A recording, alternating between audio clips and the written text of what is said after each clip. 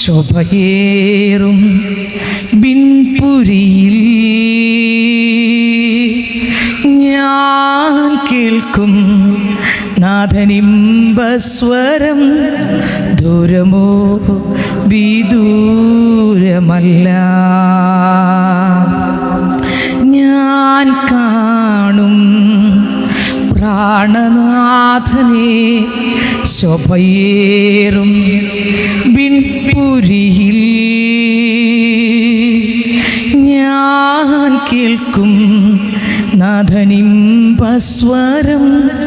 ദൂരമോ വിദൂരമല്ല, ചേരും ഞാൻ പ്രിയനരികിൽ. കാണും ഞാൻ പ്രിയൻ പൊന്മുഖം. വാഴും ഞാൻ നിത്യനാടതിൽ നാഥന്മാർവിൽ ചാരിടുമ്പോൾ ഞാൻ കാണും പ്രാണനാഥനെ ശോഭയേറും വിൺപുരിയിൽ. ഞാൻ കേൾക്കും നാഥനിമ്പസ്വരം. ദൂരമോ വിദൂരമല്ല,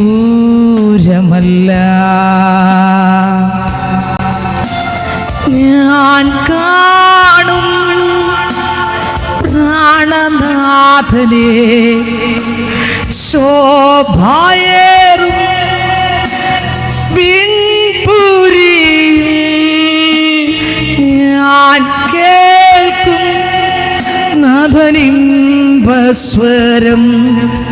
ദൂരമോ വിദൂരമല്ല.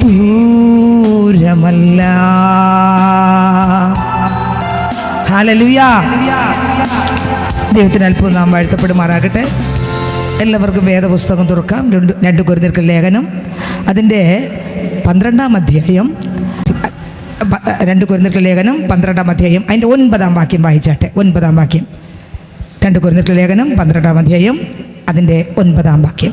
അവൻ എന്നോട് എൻ്റെ കൃപ നിനക്ക് മതി. അവൻ എന്നോട് എൻ്റെ കൃപ നിനക്ക് മതി. എൻ്റെ ശക്തി ബലഹീനതയിൽ, എൻ്റെ ശക്തി ബലഹീനതകളിൽ വരുന്നു എന്ന് പറഞ്ഞു. തികഞ്ഞു വരുന്നു. ആരാ ഇത് പറഞ്ഞത്? ദൈവം പറഞ്ഞു. ഒന്നുകൂടെ വായിച്ചേ. 2 കൊരിന്ത്യർ ലേഖനം അതിൻ്റെ 12-ാം അധ്യായം അതിൻ്റെ 9-ാം വാക്യം.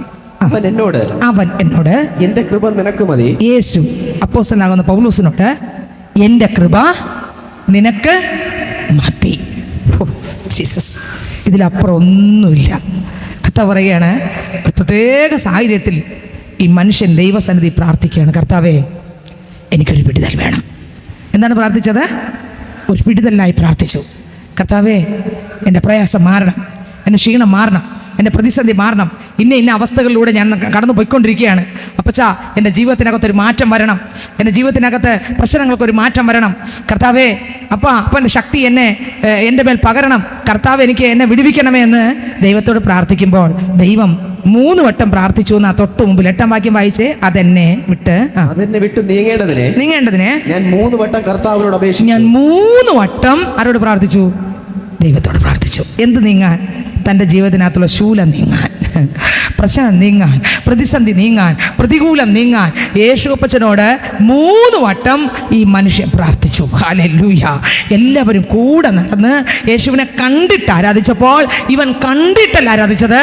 ഇവൻ സ്വത്രം ക്രിസ്തുവിൻ്റെ ശത്രുവായിരുന്ന സ്ഥാനത്ത് ദമസ്കോസിൽ വെച്ച് ക്രിസ്തുവിൻ്റെ മിത്രമായി മാറി കാണാത്ത ദൈവത്തെ അഗാധമായി സ്നേഹിച്ച ഒരു അപ്പോസ്തലൻ. ഹല്ലേലൂയ.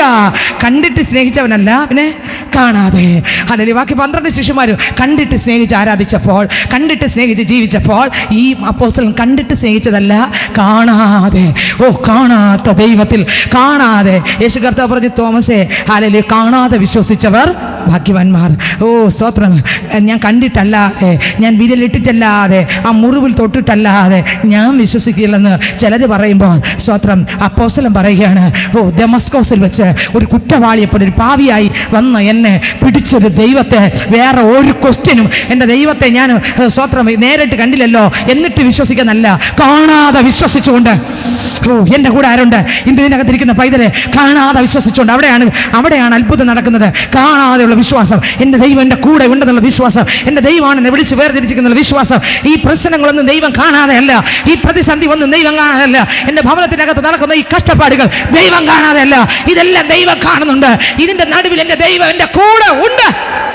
ആരൊക്കെ പറയും ഈ പ്രശ്നത്തിന് നടുവിൽ എന്നെ ഒറ്റയ്ക്ക് വിട്ടിട്ടില്ല, എൻ്റെ ദൈവം എൻ്റെ കൂടെ ഉണ്ട്. പറഞ്ഞ് ഈ പ്രശ്നത്തിൻ്റെ നടുവിലും എൻ്റെ ദൈവം എന്നെ ഒറ്റയ്ക്ക് വിട്ടിട്ടില്ല. പിന്നെ ഇതിൻ്റെ നടുവിലും എൻ്റെ ദൈവത്തിൻ്റെ കൃപയെ പകർന്നിട്ട് എൻ്റെ കൂടെ എൻ്റെ ദൈവം നിൽക്കുന്നു. പറഞ്ഞ് എൻ്റെ കൂടെ ആര് നിൽക്കുന്നു? എൻ്റെ ദൈവമുണ്ട്. ഹല്ലേലൂയ. എൻ്റെ കൂടെ എൻ്റെ ദൈവമുണ്ട്. ഈ പ്രതികൂലത്തിൽ എന്നെ വിട്ടിട്ടില്ല, ഈ പ്രശ്നത്തിൽ എന്നെ വിട്ടിട്ടില്ല. ഇല്ല, ഈ പ്രതികൂലത്തിലും എൻ്റെ കൂടെ നിൽക്കുന്നൊരു ദൈവമുണ്ട്. അപ്പോസ്തലൻ 3 വട്ടം പ്രാർത്ഥിക്കുകയാണ്, ദൈവമേ ഈ ശൂലം ഒന്ന് മാറ്റണമേ, ഈ ശൂലം ഒന്ന് മാറ്റണമേ. നമ്മളാണെങ്കിൽ ഉണ്ടല്ലോ പ്രാർത്ഥിച്ചിട്ട് മറുപടി കിട്ടിയില്ലെങ്കിൽ പതുക്കെ മറ്റൊരു സ്ഥലത്ത് പ്രാർത്ഥിക്കാനായിട്ട് പോകും. ആരെയും കുറ്റപ്പെടുത്തുകയല്ല, ഞാൻ പൊതുവെ പറയുകയാണ്. നമ്മൾ പ്രാർത്ഥിച്ചാൽ മറുപടി കിട്ടാത്ത വിഷയമാണെങ്കിൽ പതുക്കെ അതിനെ അവിടെ വെച്ചിട്ട് ആ കുറച്ച് ദിവസം കൊണ്ട് ഞാൻ ഇന്ന സ്തോത്രം ദൈവദാസനെ വിളിച്ചു, ദൈവദാസിയെ വിളിച്ചു, പ്രാർത്ഥിച്ചു, അല്ലെങ്കിൽ ദൈവമക്കളോട് പറഞ്ഞു പ്രാർത്ഥിച്ചു, ഞാനും പ്രാർത്ഥിച്ചു, വിടുതൽ കിട്ടിയില്ല, അതുകൊണ്ട് ഇനി വേറൊരിടത്ത് പോകാമെന്നായിരിക്കും. പക്ഷേ അപ്പോസ്തലൻ പറയുകയാണ്, വേറെ ഒരിടത്തും പോകാൻ അയാൾക്ക് വേറെ ഒരു സ്ഥലവുമില്ല. ഹല്ലേലൂയ. ഓ എനിക്ക് വേറില്ല എന്നുമൻ പ്രിയനെ പൊന്മുഖം ഒന്നു കണ്ടോ. കർത്താവെ, അങ്ങേ എനിക്ക് ആശ ഒന്നേ ഉള്ളൂ, അങ്ങയുടെ മുഖം ഒന്ന് കാണണം. കർത്താവെ, ആരൊക്കെ എന്തൊക്കെ പറഞ്ഞാലും കുഴപ്പമില്ല, കർത്താവെ അങ്ങയുടെ കൃപ മതിയെങ്കിൽ ഓക്കെ അപ്പാ. 3 പ്രാവശ്യം പ്രാർത്ഥിച്ചിട്ട് മറുപടി കിട്ടിയില്ല. മാറിയോ ഇല്ലേ? പ്രശ്നം മാറിയോ ഇല്ലേ? മാറിയില്ല. പ്രതിസന്ധി മാറിയോ ഇല്ലേ? മാറിയില്ല. പ്രതികൂലം മാറിയോ ഇല്ലേ? മാറിയില്ല. കഷ്ടത മാറിയോ ഇല്ലേ? മാറിയില്ല. എന്നിട്ട് അപ്പോസ്തലൻ മാറിയോ? ഇല്ല. എന്താ മാറാത്തെ? അയാൾക്കറിയാം ഞാൻ ആരെ വിശ്വസിച്ചിരിക്കുന്നു. എൻ്റെ പ്രശ്നം മാറിയില്ല എന്നിട്ട് മാറിയില്ല, പ്രതിസന്ധി മാറിയില്ല എന്നിട്ട് മാറിയില്ല, ശൂലം മാറിപ്പോയില്ല എന്നിട്ട് മാറിയില്ല. നമ്മളാണെങ്കിൽ എന്തെല്ലാം ചെയ്യാൻ പറ്റുമോ ചെയ്തു നോക്കും. സ്തോത്രം. കർത്താവിന് അറിയാം ആരൊക്കെ എങ്ങനെയൊക്കെ ഏത് വഴി കൂടെ പോയാൽ കർത്താവിൻ്റെ രാജ്യത്തിലെത്തും ദൈവത്തിനറിയാം. അതുകൊണ്ട് അതനുസരിച്ചേ കർത്താവ് എന്ത് ചെയ്യുള്ളൂ, ചെയ്യുകയുള്ളൂ. ഹല്ലേലൂയ. കർത്താവിന് അറിയാം എങ്ങനെ ചെയ്താൽ എങ്ങനെ നിർത്താം എന്നെൻ്റെ ദൈവത്തിന് അറിയാം. അപ്പം 3 വട്ടം ഈ മനുഷ്യൻ എന്ത് ചെയ്തു? പ്രാർത്ഥിച്ചു. എത്ര വട്ടം പ്രാർത്ഥിച്ചു? ഒന്നുകൂടെ വായിച്ചേ. ബൈബിൾ എടുത്ത് ഒരു വായിച്ചേ. അതെന്നെ വിട്ട് നീങ്ങിപ്പോകേണ്ടതിനെ ഞാൻ 3 വട്ടം, 8-ാം വാക്യം, 3 വട്ടം കർത്താവിനോട് അപേക്ഷിച്ചു. അവൻ എന്നോട്, എൻ്റെ കൃപ നിനക്ക് മതി, എൻ്റെ ശക്തി ബലഹീനതയിൽ തികഞ്ഞു വരുന്നു. എൻ്റെ കൃപ നിനക്ക് മതി. എൻ്റെ ശക്തി ഉണ്ടല്ലോ ബലഹീനതയുടെ സമയത്ത് തികഞ്ഞു വരുന്നൊരു ശക്തിയാണ്. പ്രയാസം വരുമ്പോൾ തികയ്ക്കുന്നൊരു ശക്തി, പ്രതിസന്ധി വരുമ്പോൾ തികയ്ക്കുന്നൊരു ശക്തി, പ്രതികൂലം വരുമ്പോൾ തികയ്ക്കുന്നൊരു ശക്തിയാണ്. ആരുടെ ശക്തി? ദൈവത്തിൻ്റെ ശക്തി. പ്രതികൂലത്തിൽ നമ്മളെ തള്ളിയിടുന്ന ശക്തിയല്ല, പ്രതികൂലങ്ങൾ തരണം ചെയ്ത് അപ്പുറത്തെത്താൻ, പ്രശ്നങ്ങളെ തരണം ചെയ്ത് അപ്പുറത്തെത്താൻ, പ്രതിസന്ധികളെ തരണം ചെയ്ത് അപ്പുറത്തെത്താൻ, പ്രതികൂലങ്ങളെ തരണം ചെയ്ത് അപ്പുറത്തെത്താൻ, ശോധനകളെ തരണം ചെയ്ത് അപ്പുറത്തെത്താൻ ദൈവത്തിൻ്റെ കൃപയ്ക്ക് സാധിക്കും. ഹല്ലേലൂയ. ഇതിനകത്തിരിക്കുന്ന വൈതലെ അതിനകത്തിരിക്കുന്നു, എൻ്റെ കൃപ നിനക്ക് മതി, എൻ്റെ ശക്തി ബലഹീനതകളിൽ തികഞ്ഞു വരുന്നു എന്ന് പറഞ്ഞു. അപ്പോൾ കർത്താവിൻ്റെ ശക്തി ഇന്നിനകത്ത് എത്രയൊക്കെ ആഗ്രഹമുണ്ട്. അതേ കർത്താവേ, ബലഹീനതയുണ്ട്, പ്രയാസമുണ്ട്, പ്രതിസന്ധിയുണ്ട്, പ്രതികൂലമുണ്ട്, എങ്കിലും സാരമില്ല, ഇതിൻ്റെ നടുവിലും അങ്ങയുടെ ശക്തിയാൽ നിറഞ്ഞ് കൃപയ്ക്ക് മീതെ കൃപ പ്രാപിച്ച് ഇരട്ടി ബലത്തോടെ പുറത്തു വരുവാൻ. പുറപ്പാട് പുസ്തകം വായിക്കുമ്പോൾ 3-ാം അധ്യായം അതിൻ്റെ 11-ാം വചനം മുതൽ 11ഉം 12ഉം വാക്യം വായിക്കുമ്പോൾ, പുറപ്പാട് പുസ്തകം അതിൻ്റെ 3-ാം അധ്യായം 11ഉം 12ഉം വാക്യം വായിക്കുമ്പോൾ മോശ ദൈവത്തോട് ഫറവോന്റെ അടുക്കൽ പോകുവാനും ഇസ്രായേൽ മക്കളെ മിസ്രയിൽ നിന്ന് പുറപ്പെടുവിക്കും. നോക്കിയേ, സ്തോത്രം. അപ്പോസ്തലനെ, നീ എൻ്റെ കൃപ നിനക്ക് മതി, നിന്റെ ഈ പ്രതികൂലത്തിന് നടുവിൽ നീ പേടിക്കണ്ട, നിനക്കൊരു ഓട്ടമുണ്ട്. നീ പ്രതികൂലം കണ്ട് പേടിക്കണ്ട, നീ ധൈര്യത്തോടെ പോ, എൻ്റെ കൃപ നിന്റെ കൂടെ ഉണ്ട്. പഴയ നിയമത്തിൽ നോക്കുമ്പോൾ വിശുദ്ധനാകുന്നത് ദൈവം വിളിച്ച് വേർതിരിച്ചൊരു ഭക്തനാണ് മോശ എന്ന ഭക്തൻ. മോശയുടെ അടുക്കൽ ദൈവം പറയും, മോശേ നീ ഇറങ്ങിത്തിരി, ഇത്രയും ജനങ്ങളുണ്ട് എനിക്ക് വേണ്ടി വേർതിരിച്ച് കൊണ്ടുവരാൻ. പക്ഷെ മോശ ദൈവത്തോട് പറയണം, അപ്പച്ചാ എന്നെ കൊണ്ട് കഴിയത്തില്ല, എന്നെ കൊണ്ട് പറ്റത്തില്ല. മോശ ദൈവത്തോട് ഇസ്രായേൽ മക്കളെ മിസ്രയിൽ നിന്ന് പുറപ്പെടുവിപ്പാനും ഞാൻ എന്തു മാത്രമുള്ളൂ എന്ന് പറഞ്ഞു. അടുത്ത അതിന് അവൻ ഞാൻ നിന്നോട് കൂടിയിരിക്കും. അപ്പോസ്തലനോട് എൻ്റെ കൃപ നിന്റെ കൂടെ ഇരിക്കും. മോശ പറഞ്ഞു, ഞാൻ നിന്റെ കൂടെ. കരമടിച്ചൊന്ന് സ്തുതിച്ചേ. ഇന്ന് എൻ്റെ അപ്പൻ നിന്റെ കൂടെ ഉണ്ടെങ്കിൽ, നിന്റെ പ്രതികൂലത്തിൻ്റെ നടുവിൽ എൻ്റെ അപ്പൻ ഇറങ്ങി വന്നിട്ടുണ്ടെങ്കിൽ, പ്രശ്നത്തിൻ്റെ നടുവിൽ അപ്പനുണ്ടെങ്കിൽ, പ്രതിസന്ധിയുടെ നടുവിലൂടെ നടന്നു പോകുമ്പോഴും യേശു നിന്റെ കൂടെ ഉണ്ടെങ്കിൽ, പൈതലെ നീ തകരല്ലേ, നീ തളരല്ലേ. ഇന്നീ കാണുന്ന പ്രശ്നങ്ങളുടെ നടുവിൽ യേശു ഉണ്ടെങ്കിൽ, ഓ ഹല്ലേലൂയ, ഇതിന് നിന്നെ മുക്കിക്കൊല്ലാൻ കഴിയത്തില്ല. ഒരു ദിവസം നീ ശാന്തമായ ഒരു വിടുതലോടെ പുറത്ത് വന്നിരിക്കും, ഒരു അനുഗ്രഹത്തോടെ പുറത്ത് വന്നിരിക്കും. ഇതൊന്നും കണ്ട് നീ പേടിക്കരുത്. ഓ സ്തോത്രം. അപ്പോസ്തലൻ പ്രാർത്ഥിച്ചു, ദൈവമേ ഈ പ്രഷർ എന്നെ വിട്ട് പോകണം. സ്തോത്രം. 3 വട്ടം പ്രാർത്ഥിച്ചു. ദൈവം പറഞ്ഞു, മോനെ സ്തോത്രം, ഈ എൻ്റെ കൃപ നിനക്ക് മതി. പ്രശ്നം നീങ്ങിയെന്നല്ല, പ്രതിസന്ധി നീങ്ങുന്നതല്ല, പക്ഷേ ഈ പ്രശ്നത്തിലൂടെ എൻ്റെ കൃപയിൽ നീ ജീവിച്ച് എൻ്റെ ശക്തിയാൽ നിറഞ്ഞ് ഞാൻ പറയുന്നത് പോലെ ചെയ്യണം. അപ്പോസ്തലൻ മുട്ടുമടക്കി, മതിയപ്പാ, മതി മതി, എനിക്കത് മതി. കൃപ മതി, കൃപ മതി, വേറെ ഒന്നും. പിന്നെ മാറാൻ പ്രാർത്ഥിച്ചതാണോ? അല്ല. ഹല്ലേലൂയ. അപ്പോസ്തലൻ പിന്നെ പ്രാർത്ഥിച്ചതല്ല, എൻ്റെ ശക്തി, ബലഹീനതകളിൽ, നിന്റെ ബലഹീനതകൾ നിന്നെ തികഞ്ഞവനാക്കി, ബലഹീനത ഇല്ലാത്തവനാക്കി, പ്രതിസന്ധി ഇല്ലാത്തവനാക്കി, പ്രതികൂലം ഇല്ലാത്തവനാക്കി, വെടിവെക്കപ്പെട്ടവനായി നിർത്തുവാൻ എൻ്റെ ശക്തി മതി. മോശയുടെ അടുക്കൽ പോയി. ദൈവം പഴയ നിയമ വിശുദ്ധനാണ് ആര്? മോശയുടെ അടുക്കൽ പോയപ്പോൾ മോശ പറയുന്നു, അപ്പാ എനിക്ക് ശക്തിയില്ല, ഞാൻ എങ്ങനെ എൻ്റെ വീട്ടിനകത്ത് ഈ പ്രശ്നങ്ങൾ ജയിക്കും? അപ്പച്ചാ, എൻ്റെ ജീവിതത്തിനകത്തൊരു പ്രശ്നത്തിനകത്ത് അകപ്പെട്ടിരിക്കുകയാണ്.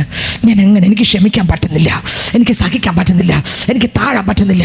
അപ്പം എന്നെ കൊണ്ട് ഒന്നിനും പറ്റുന്നില്ല, ഞാനിനി എന്ത് ചെയ്യും? മോശയെ ദൈവം വിളിക്കും. മോശ പറയുന്നു, കർത്താവേ എന്നെ കൊണ്ട് കഴിയത്തില്ല, എന്നെ കൊണ്ട് പറ്റത്തില്ല കർത്താവേ. മോശ പറയുന്ന വാക്കാണ്, ഞാൻ എന്തുള്ളൂ അപ്പാ, ഞാൻ എന്ത് മാത്രം. കർത്താവ് പറയണു, ഇല്ല കുഴപ്പമില്ല, ഞാൻ നിൻ്റെ കൂടെ ഉണ്ടെങ്കിൽ, എന്തുള്ളൂ എന്ന് പറയുന്ന നിനക്ക് ഞാനുണ്ടെങ്കിൽ, നീ വന്ന ഈ വഴിയിലൂടെ ഞാൻ നിന്നെ ജയത്തോടെ നടത്തും. നിനക്ക് മനസ്സിലാവുന്നുണ്ടോ? ഹല്ലേലൂയ.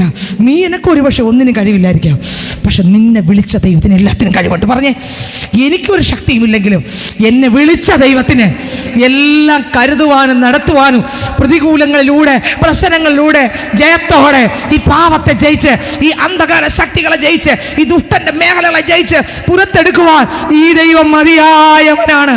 ഹല്ലേലൂയ. എത്രയൊക്കെ മനസ്സിലാവുന്നു? ഞാൻ പറയട്ടെ സഹോദരങ്ങളെ, നമ്മൾ രക്ഷിക്കപ്പെട്ടവരാണെങ്കിൽ, നമ്മൾ മാനസാന്തരപ്പെട്ടവരാണെങ്കിൽ, നമ്മൾ സ്നാനപ്പെട്ട് യേശുവിനോട് ചേർന്ന് അഭിഷേകത്താൽ നിറഞ്ഞ് ദൈവവചനപ്രകാരം ജീവിക്കുന്ന പൈതലങ്ങൾ, പ്രശ്നങ്ങളൊക്കെ ഉണ്ടാകും, പക്ഷേ ഉറപ്പുണ്ട്. എന്താ ഉറപ്പ്? സ്വത്രം എന്താ ഉറപ്പ്?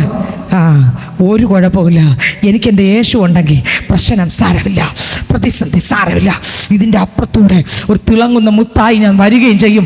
മാത്രമല്ല, ഈ ഭൂമിയിലും ദൈവം തരേണ്ടത് കണ്ടിട്ടുള്ളതെല്ലാം ദൈവം തരികയും ചെയ്യും. മാത്രമല്ല, ഈ ലോകത്തിലെ എന്തൊക്കെ പ്രശ്നം വന്നാലും ഇതിൻ്റെ നടുവിൽ നൊടി നേരം കൊണ്ട് ഈ പ്രശ്നങ്ങളെല്ലാം നീങ്ങിപ്പോവുകയും ചെയ്യും. ഞാൻ കർത്താവിൻ്റെ രാജ്യത്തിൽ എന്ത് ചെയ്യും? പറന്ന് പോവുകയും ചെയ്യും. ഒരു ഉറപ്പുണ്ടാവും. എന്തായാലും ഉറപ്പ്?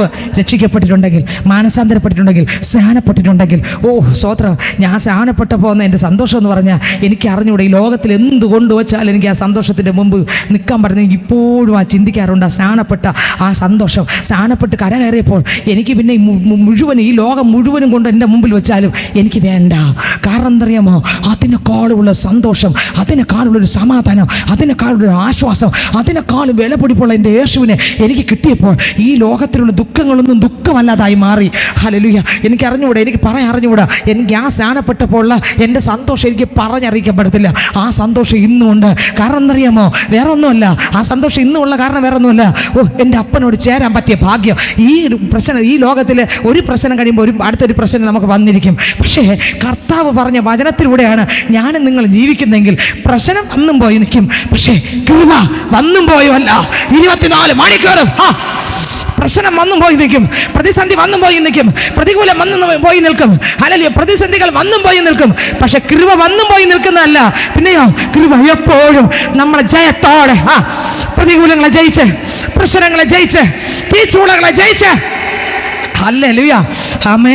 നമ്മൾ വിചാരിക്കും, സ്തോത്രം, നമ്മളൊക്കെ ഓരോ കുഞ്ഞുങ്ങൾ സ്കൂളിൽ പഠിക്കുമ്പോൾ വിചാരിക്കും ഓരോ ക്ലാസ്സുകളും അങ്ങനെ പോയി 10ാം സ്റ്റാൻഡേർഡ് ആകുമ്പോൾ ഇത്തിരി പ്രയാസമാണ് പഠിക്കാനും പാസ്സാക്കാനും ഒക്കെ. 10ാം സ്റ്റാൻഡേർഡ് ആകുമ്പോൾ പേപ്പറൊക്കെ തിരുത്തും, അതനുസരിച്ച് ഗവൺമെൻറ് അനൗൺസ്മെൻ്റ് ഉണ്ട്, അതനുസരിച്ചാണ് ഓരോ കാര്യങ്ങളും കൈകാര്യം ചെയ്യുക. അതുപോലെ +1 ആകുമ്പോൾ +1 വലിയ സ്തോത്രം ആ ഒരു അനൗൺസ്മെൻ്റ് ഇല്ലെങ്കിൽ പോലും ഫസ്റ്റ് ഇയർ പഠിക്കുമ്പോൾ, സെക്കൻഡ് ഇയർ പഠിക്കുമ്പോഴാണ് സ്റ്റാൻഡേർഡാണ് ഫസ്റ്റ് ഇയറിൻ്റെ റിസൾട്ട് വരുന്നതെങ്കിലും ഭയങ്കര ഒരു ഇതില്ലെങ്കിലും സെക്കൻഡ് ഇയർ പഠിച്ച് പരീക്ഷ കഴിയുമ്പോൾ അതിൻ്റെ റിസൾട്ട് വരുമ്പോൾ അത് ഭയങ്കര ഒരു സ്വത്രം അനൗൺസ്മെൻറ്റും അതിൻ്റെ പിന്നിൽ എത്ര A+, എത്ര മാർക്കുണ്ട്, എങ്ങനെയാണ് എല്ലാം അതിൻ്റെ പിന്നിൽ വരും. അപ്പോൾ കുഞ്ഞുങ്ങൾ വിചാരിക്കുന്നത് 10ാം സ്റ്റാൻഡേർഡാണ് ഭയങ്കര പ്രശ്നം. അത് കഴിയുമ്പോൾ രക്ഷപ്പെട്ടു എന്നാണ് ഇരിക്കുന്നത്.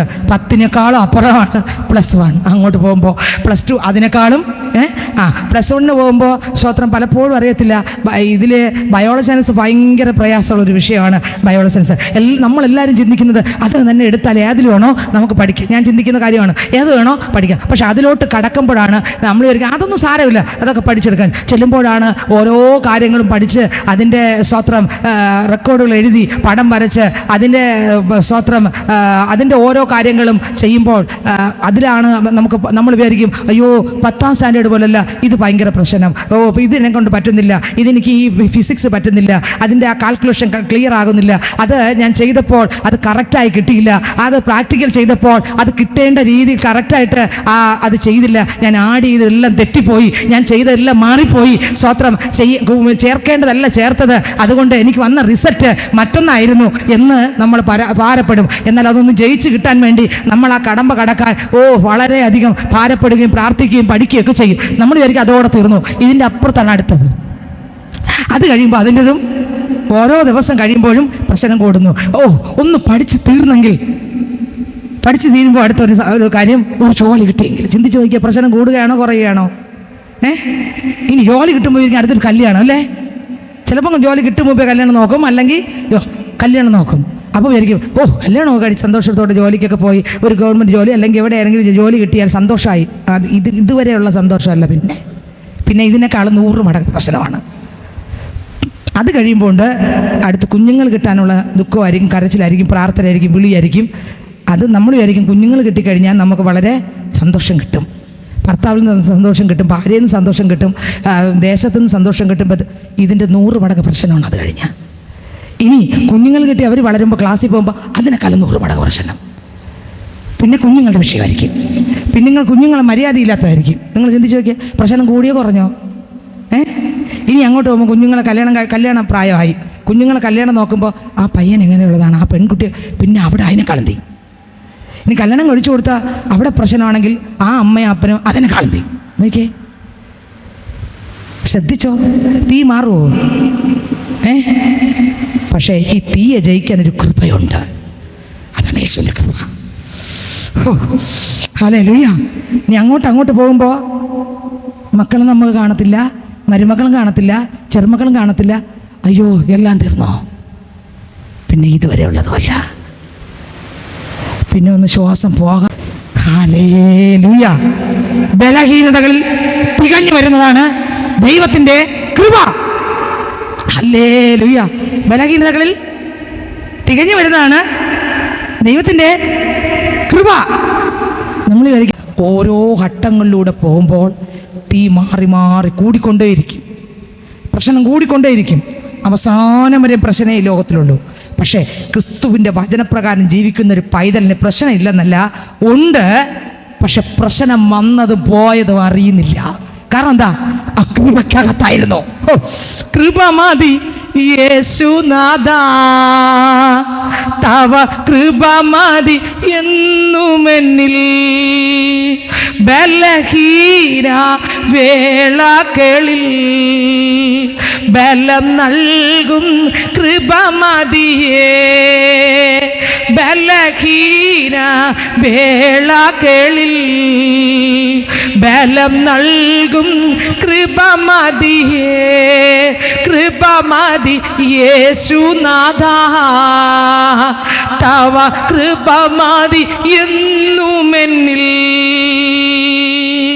കൃപ മതി യേശുനാഥ, തവ കൃപ മതി എന്നുമെന്നിൽ.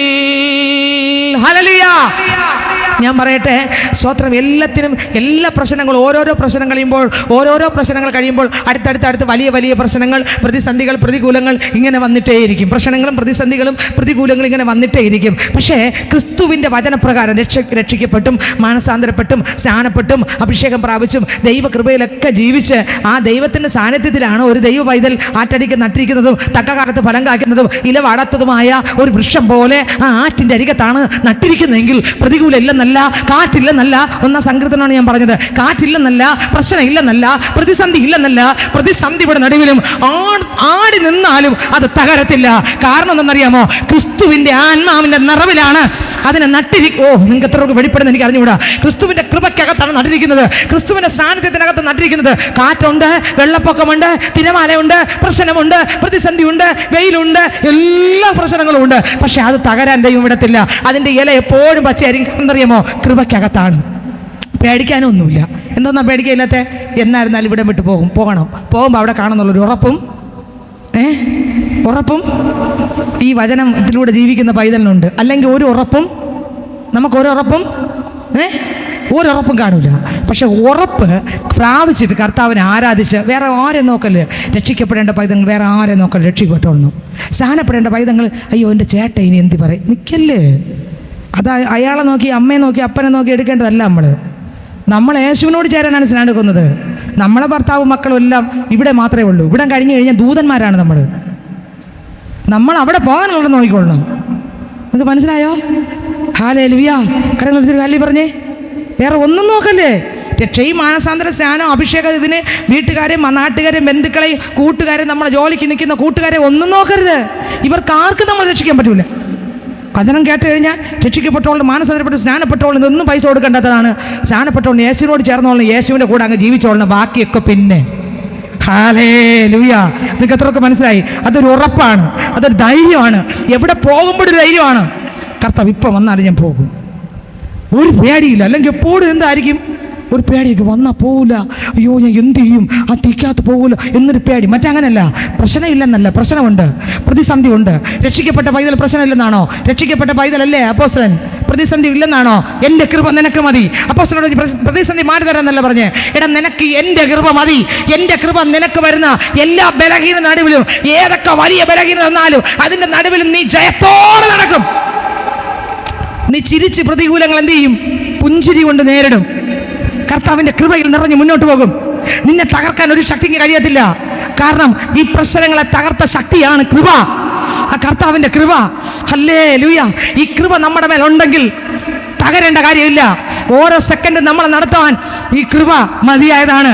അപ്പോസ്തലനോട് എൻ്റെ കൃപ നിനക്ക് മതി. മോശയുടെ അടുക്കൽ ദൈവം പോയി. മോശയോട് ദൈവം പറഞ്ഞു, മോശ നീ ഇറങ്ങ്. ഒരു കൂട്ടം പേർ കെട്ടപ്പെട്ട് കിടക്കുകയാണ് ബന്ധനങ്ങളിൽ. എത്ര പേർ? ഒരു കൂട്ടം പേർ കെട്ടപ്പെട്ട് കിടക്കുകയാണ്. സ്വത്രം ചങ്ങലകൾക്കകത്ത് കിടക്കുകയാണ്. നീ പോകണം. മോശ പറഞ്ഞപ്പാ ഞാൻ എന്തുള്ളൂ. അപ്പോഴാണ് ദൈവം പറയുന്നത്, നീ എന്തുള്ളൂ എന്ന് എനിക്കറിയാം, പക്ഷേ ഞാൻ എന്തുള്ളൂ അല്ല. കണ്ടോ? വിളിച്ച ദൈവം എന്തുള്ളൂ അല്ല, സർവശക്തനാണ്. ഹല്ലേലൂയ. നിങ്ങൾക്ക് എത്രയൊക്കെ മനസ്സിലായി? നമ്മളെ വിളിച്ച ദൈവം ആരാ? സർവശക്തനാകുന്ന പറഞ്ഞേ, സർവശക്തനാകുന്ന ദൈവമാണ് നമ്മളെ വിളിച്ചത്. നമ്മളെ ശക്തി സ്വത്രം ഒരു കാറ്റടിച്ചാൽ വന്ന് വീഴും. പക്ഷെ ദൈവത്തിൻ്റെ ശക്തി ഏത് കാറ്റടിച്ചാലും വീഴുന്ന ശക്തിയല്ല, ദൈവത്തിൻ്റെ ശക്തി. ആ കൃപ എനിക്ക് മതി. നോക്കിയേ, മോശയോട് പറയുകയാണ്. ഒന്നുകൂടെ വായിച്ചേ, പുറപ്പാട് പുസ്തകം 3-ാം അധ്യായം 11-12 വാക്യം ശ്രദ്ധിച്ച് വായിച്ചേ. മോശ ദൈവത്തോട് ഫറവോന്റെ അടുക്കൽ പോകുവാനും ഇസ്രായേൽ മക്കളെ മിസ്രയീമിൽ നിന്ന് പുറപ്പെടുവിക്കാനും ഞാൻ എന്ത് മാത്രമുള്ളൂ എന്ന് പറഞ്ഞു. അതിന് അവൻ ഞാൻ നിന്നോട് കൂടെ ഞാൻ നിന്നോട് കൂടെ ഉണ്ട്, ഞാൻ നിന്നോട് കൂടെ ഇരിക്കാം. നീ നടക്കുമ്പോൾ, നീ പോകുമ്പോൾ, നീ വരുമ്പോൾ നിന്റെ കൂടെ ഇരിക്കാം. നീ താമസിക്കുമ്പോൾ നിന്റെ കൂടെ ഇരിക്കാം. നീ ഇറങ്ങ്, സാത്താൻ നിന്നെ തൊടാൻ പറ്റത്തില്ല. ദൈവമാണ് വിളിച്ച് വേർതിരിച്ചത്. ഓ ജീസസ്, ദൈവമാണ് നിന്നെ വിളിച്ച് വേർതിരിച്ചത്. നീ പേടിക്കല്ലേ. ദൈവം വിളിച്ച് വേർതിരിച്ചിട്ടുണ്ടെങ്കിൽ, ക്രിസ്തുവിന്റെ വചനപ്രകാരമാണ് നീ ജീവിക്കുന്നതെങ്കിൽ, ഞാനും നിങ്ങൾ ക്രിസ്തുവിനെ ഭയപ്പെട്ട് ക്രിസ്തുവിന്റെ വചനപ്രകാരം ജീവിക്കുന്ന പൈതലാണെങ്കിൽ പേടിക്കരുത്. സങ്കീർത്തനം വായിക്കുമ്പോൾ, അതിന്റെ 118 അധ്യായം വായിക്കുമ്പോൾ അതിനകത്ത് എഴുതിയിരിക്കുകയാണ്. സങ്കീർത്തനക്കാരൻ എടുക്കാമോ? സങ്കീർത്തന പുസ്തകം 118 അധ്യായം അതിന്റെ സ്വത്രം 6-ാം വാക്യം വായിച്ചേ. 6-ാം വാക്യം വായിച്ചേ. യഹോവ എന്റെ നിന്നെ വിളിച്ച് വേർതിരിച്ച പൈതലാണോ? നിന്റെ പക്ഷത്താരുണ്ട്? പറഞ്ഞ് ധൈര്യത്തോടെ പറഞ്ഞ്, യഹോവ എൻ്റെ പക്ഷത്തുണ്ട്. പ്രശ്നമല്ല എൻ്റെ പക്ഷത്ത്, പ്രതിസന്ധിയല്ല എൻ്റെ പക്ഷത്ത്. പ്രശ്നത്തെ ജയിച്ച, പ്രതിസന്ധിയെ ജയിച്ച, പ്രതികൂലത്തെ ജയിച്ച യഹോവ എൻ്റെ പക്ഷത്തുണ്ട്. യഹോവ എൻ്റെ പക്ഷത്തുണ്ട്. വായിച്ചേ. ഞാൻ പേടിക്കയില്ല. ഞാൻ എന്ത് ചെയ്തില്ല? സങ്കീർത്തനം 118:6. യഹോവ എൻ്റെ പക്ഷത്തുണ്ട്, ഞാൻ പേടിക്കയില്ല. അടുത്ത വരി. മനുഷ്യൻ എന്നോട് എന്ത് ചെയ്യും? മനുഷ്യൻ എന്നോട് എന്ത് ചെയ്യും? ഒരുപക്ഷെ മനുഷ്യൻ അതും ഇതും ഒക്കെ പദ്ധതികൾ ഒരുക്കി കാണും അല്ലേ? പദ്ധതികൾ ഒരുക്കും. നോക്കിയേ, ഹല്ലേലൂയ. ചില പദ്ധതികളൊക്കെ മനുഷ്യൻ ഒരുക്കി കളയും. പിശാച് ചില മനുഷ്യനിൽ കടന്നാൽ ചില പദ്ധതികളെല്ലാം ഒരുക്കിക്കളയും. ദൈവത്തിന് സ്തോത്രം. ഒരാൾ നന്നായ ചിലർക്ക് ഇഷ്ടപ്പെടത്തില്ല. ആ വ്യക്തിയെ ഒതുക്കാൻ വേണ്ടി പല പദ്ധതിയും മന്ത്രവും പൂജയും ശുദ്രവും ഒക്കെ ചെയ്യും. പക്ഷേ കൃപയുള്ള പൈതൽ കോട്ടഞ്ഞു കളഞ്ഞ കൃപയുള്ള പൈതൽ, ദൈവകൃപയുള്ള പൈതൽ അവൻ്റെ സകല പദ്ധതികളെ കുടഞ്ഞ്, ഇന്ന് ഇതിനകത്ത് ആർക്കൊക്കെ ആഗ്രഹമുണ്ട് കുടഞ്ഞ് പുറത്തു വരാൻ? ചിലതിലെല്ലാം കുടഞ്ഞ് ഏതിൽ കുടയാ? തീക്കകത്ത് കുടയാ, തീക്കകത്ത് കുടയാ, തീക്കകത്ത് കുടയാ, കത്തിക്കുന്ന തീക്കകത്ത് കുടയാ. ആ ദുഷ്ടന്റെ പദ്ധതികൾ, ദുഷ്ടന്റെ മണ്ഡലങ്ങൾ, ഇരുട്ടിന്റെ വ്യാപാരങ്ങൾ, അവന്റെ രഹസ്യ പദ്ധതികളെ തീക്കകത്ത് കുടഞ്ഞ്. അമ്മേ, നിങ്ങൾക്ക് എത്രയൊക്കെ മനസ്സിലായി? കൃപയുള്ള മക്കൾ എന്ത് ചെയ്യും? ശത്രുവിന്റെ സകല പദ്ധതികളെയും എവിടെ കുടയും? തീക്കകത്ത്. എവിടെ കുടയും? തീക്കകത്ത് കുടയും. മനുഷ്യർ പലതുമൊക്കെ ചിലപ്പം പദ്ധതികളൊക്കെ പ്ലാൻ ചെയ്തെന്ന് വരും. ദൈവത്തിന് സ്തോത്രം. ഹല്ലേലൂയ. തകർക്കാൻ നോക്കും. ഒരു നന്മ കണ്ടാൽ അതിനെങ്ങനെയെങ്കിലും മുടക്കിക്കാൻ നോക്കും. അതെങ്ങനെയെങ്കിലും നടക്കാതാക്കാൻ നോക്കും. ഒരു സ്തോത്രം, ആരെങ്കിലും എന്തെങ്കിലും ഒരു നന്മ, ഈ ഭൂമിയിലുള്ളതെല്ലാം നശിച്ചു പോകുന്നതാണ്. ഒരു നന്മ ഒരാൾ ഉണ്ട് അല്ലെങ്കിൽ എന്തെങ്കിലും ഒരു സാധനം വാങ്ങുന്നു കണ്ടാൽ അതിനെ തട്ടിമാറ്റാൻ നോക്കും, അതിനെ പെട്ടെന്ന് കൈക്കലാക്കാൻ നോക്കും. എന്ന് വേണ്ട സകല വിഷയങ്ങളും ഈ ഭൂമിയിലുണ്ട്. പക്ഷേ എൻ്റെ ദൈവത്തിൻ്റെ കൃപയിലാണ് നീ ജീവിക്കുന്നതെങ്കിൽ പൈതലെ, ദൈവം നിൻ്റെ പക്ഷത്തുണ്ട്. ഹല്ലേലൂയ. ആര് നിന്റെ പക്ഷത്തുണ്ട്? ദൈവം നമ്മുടെ പക്ഷത്തുണ്ട്. നമ്മുടെ പക്ഷത്ത് ദൈവമുണ്ട്. ആരൊക്കെ എന്തൊക്കെ എഴുന്നേറ്റ് വന്നാലും നമ്മുടെ പക്ഷത്ത് ആരുണ്ട്? ദൈവമുണ്ട്. അടുത്ത വാക്യം വായിച്ചേ. സങ്കീർത്തനം അടുത്ത വാക്യം വായിച്ചേ. 118 സങ്കീർത്തനം അടുത്ത വാക്യം. എന്നെ സഹായിക്കുന്നവരോട് കൂടെ, എന്നെ സഹായിക്കുന്നവരോട് കൂടെ. അടുത്ത് യഹോവ എന്റെ പക്ഷത്തുണ്ട്. യഹോവ എന്റെ പക്ഷത്തുണ്ട്. അടുത്ത് ഞാൻ എന്നെ പകയ്ക്കുന്നവരെ കണ്ടു രസിക്കും. അടുത്ത് മനുഷ്യനിൽ ആശ്രയിക്കുന്നതിനേക്കാൾ. നോക്കിയേ, ക്രിസ്തുവിന്റെ കൃപയിൽ ജീവിക്കുന്ന പൈതൽ ധൈര്യത്തോടെ പറയും, ഞാൻ മനുഷ്യനല്ല ആശ്രയിക്കുന്നത്, പിന്നെ ആരില്ല? യഹോവയിൽ ആശ്രയിക്കുന്നത്. നമ്മൾ എപ്പോഴും ആരിൽ ആശ്രയിക്കണം? യഹോവയിൽ ആശ്രയിക്കണം. ഹല്ലേലൂയ. അടുത്ത വരി. പ്രഭുക്കന്മാരിൽ ആശ്രയിക്കുന്നതിനേക്കാൾ യഹോവയിൽ ആശ്രയിക്കും നല്ലത്. അടുത്ത വരി. സകല ജാതികളും എന്നെ ചുറ്റി. ഒരു ദൈവവൈദ്യനെ ചുറ്റി വളയാൻ വന്നാലും ചുറ്റി വളയുന്നത് കത്താൻ പോയാ. ഹല്ലേലൂയ. ചിലർ പറയത്തില്ലേ, എല്ലാം കൊണ്ട് ഞെരുക്കി കളഞ്ഞു. ചിലർ പറയത്തില്ലേ, എന്നാൽ ഇന്ന് ഞെരുക്കങ്ങളെല്ലാം പൊട്ടിച്ചിട്ട് പോകാൻ പോകയാ. ഇനി ആരാധന കഴിഞ്ഞ് പോകുമ്പോൾ ഫ്രീ ആയിട്ട്. എങ്ങനെ പോകാൻ പോന്നു? ഫ്രീ ആയിട്ട്. ചിലതെല്ലാം കുടഞ്ഞു കളഞ്ഞ്. ബന്ധനമൊഴിയും കെട്ടുകളൊഴിയും ആരാധനയിങ്കൽ, ബാധകളൊഴിയും കോട്ടകൾ തകരും ആരാധനയിങ്കൽ. ബന്ധനമൊഴിയും കെട്ടുകളൊഴിയും ആരാധനയിങ്കൽ, ബാധകളൊഴിയും കോട്ടകൾ തകരും ആരാധനയിങ്കൽ. ബന്ധനമൊഴിയും കെട്ടുകളൊഴിയും ആരാധനയിങ്കൽ, ബാധകളൊഴിയും കോട്ടകൾ തകരും ആരാധനയിങ്കൽ. ബന്ധനമൊഴിയും കെട്ടുകളൊഴിയും ആരാധനയിങ്കൽ, ബാധകളൊഴിയും കോട്ടകൾ തകരും ആരാധനയിങ്കൽ. സറബുകൾ ആരാധിക്കും പരിശുദ്ധനെ, സന്തോഷത്താൽ സ്വന്തം മക്കൾ ആരാധിച്ചിടൂ. സറബുകൾ ആരാധിക്കും പരിശുദ്ധനെ, സന്തോഷത്താൽ സ്വന്തം മക്കൾ ആരാധിച്ചിടും. സറബുകൾ ആരാധിക്കും പരിശുദ്ധനെ, സന്തോഷത്താൽ സ്വന്തം മക്കൾ ആരാധിച്ചിടും. അപ്പോസ്തലർ രാത്രികാലെ ആരാധിച്ചപ്പോൾ ചങ്ങല പൊട്ടി ബന്ധിതരല്ല. അപ്പോസ്തലർ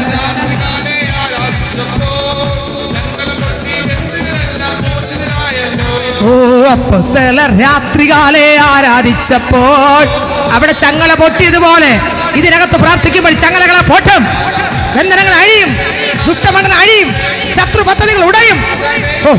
നീ കണ്ണുനീരോടായിരിക്കാം വന്നത്, എന്നാൽ മടങ്ങി പോകുമ്പോൾ വിടുതലോടെ ക്രിസ്തുവുമായി, അതെ അതെ, ഭാരത്തോടെ ദുഃഖത്തോടെ, ഇനി ഞാൻ എന്ത് ചെയ്യും കർത്താവേ? ഇനി ഞാൻ മുന്നോട്ട് എങ്ങനെ പോകും?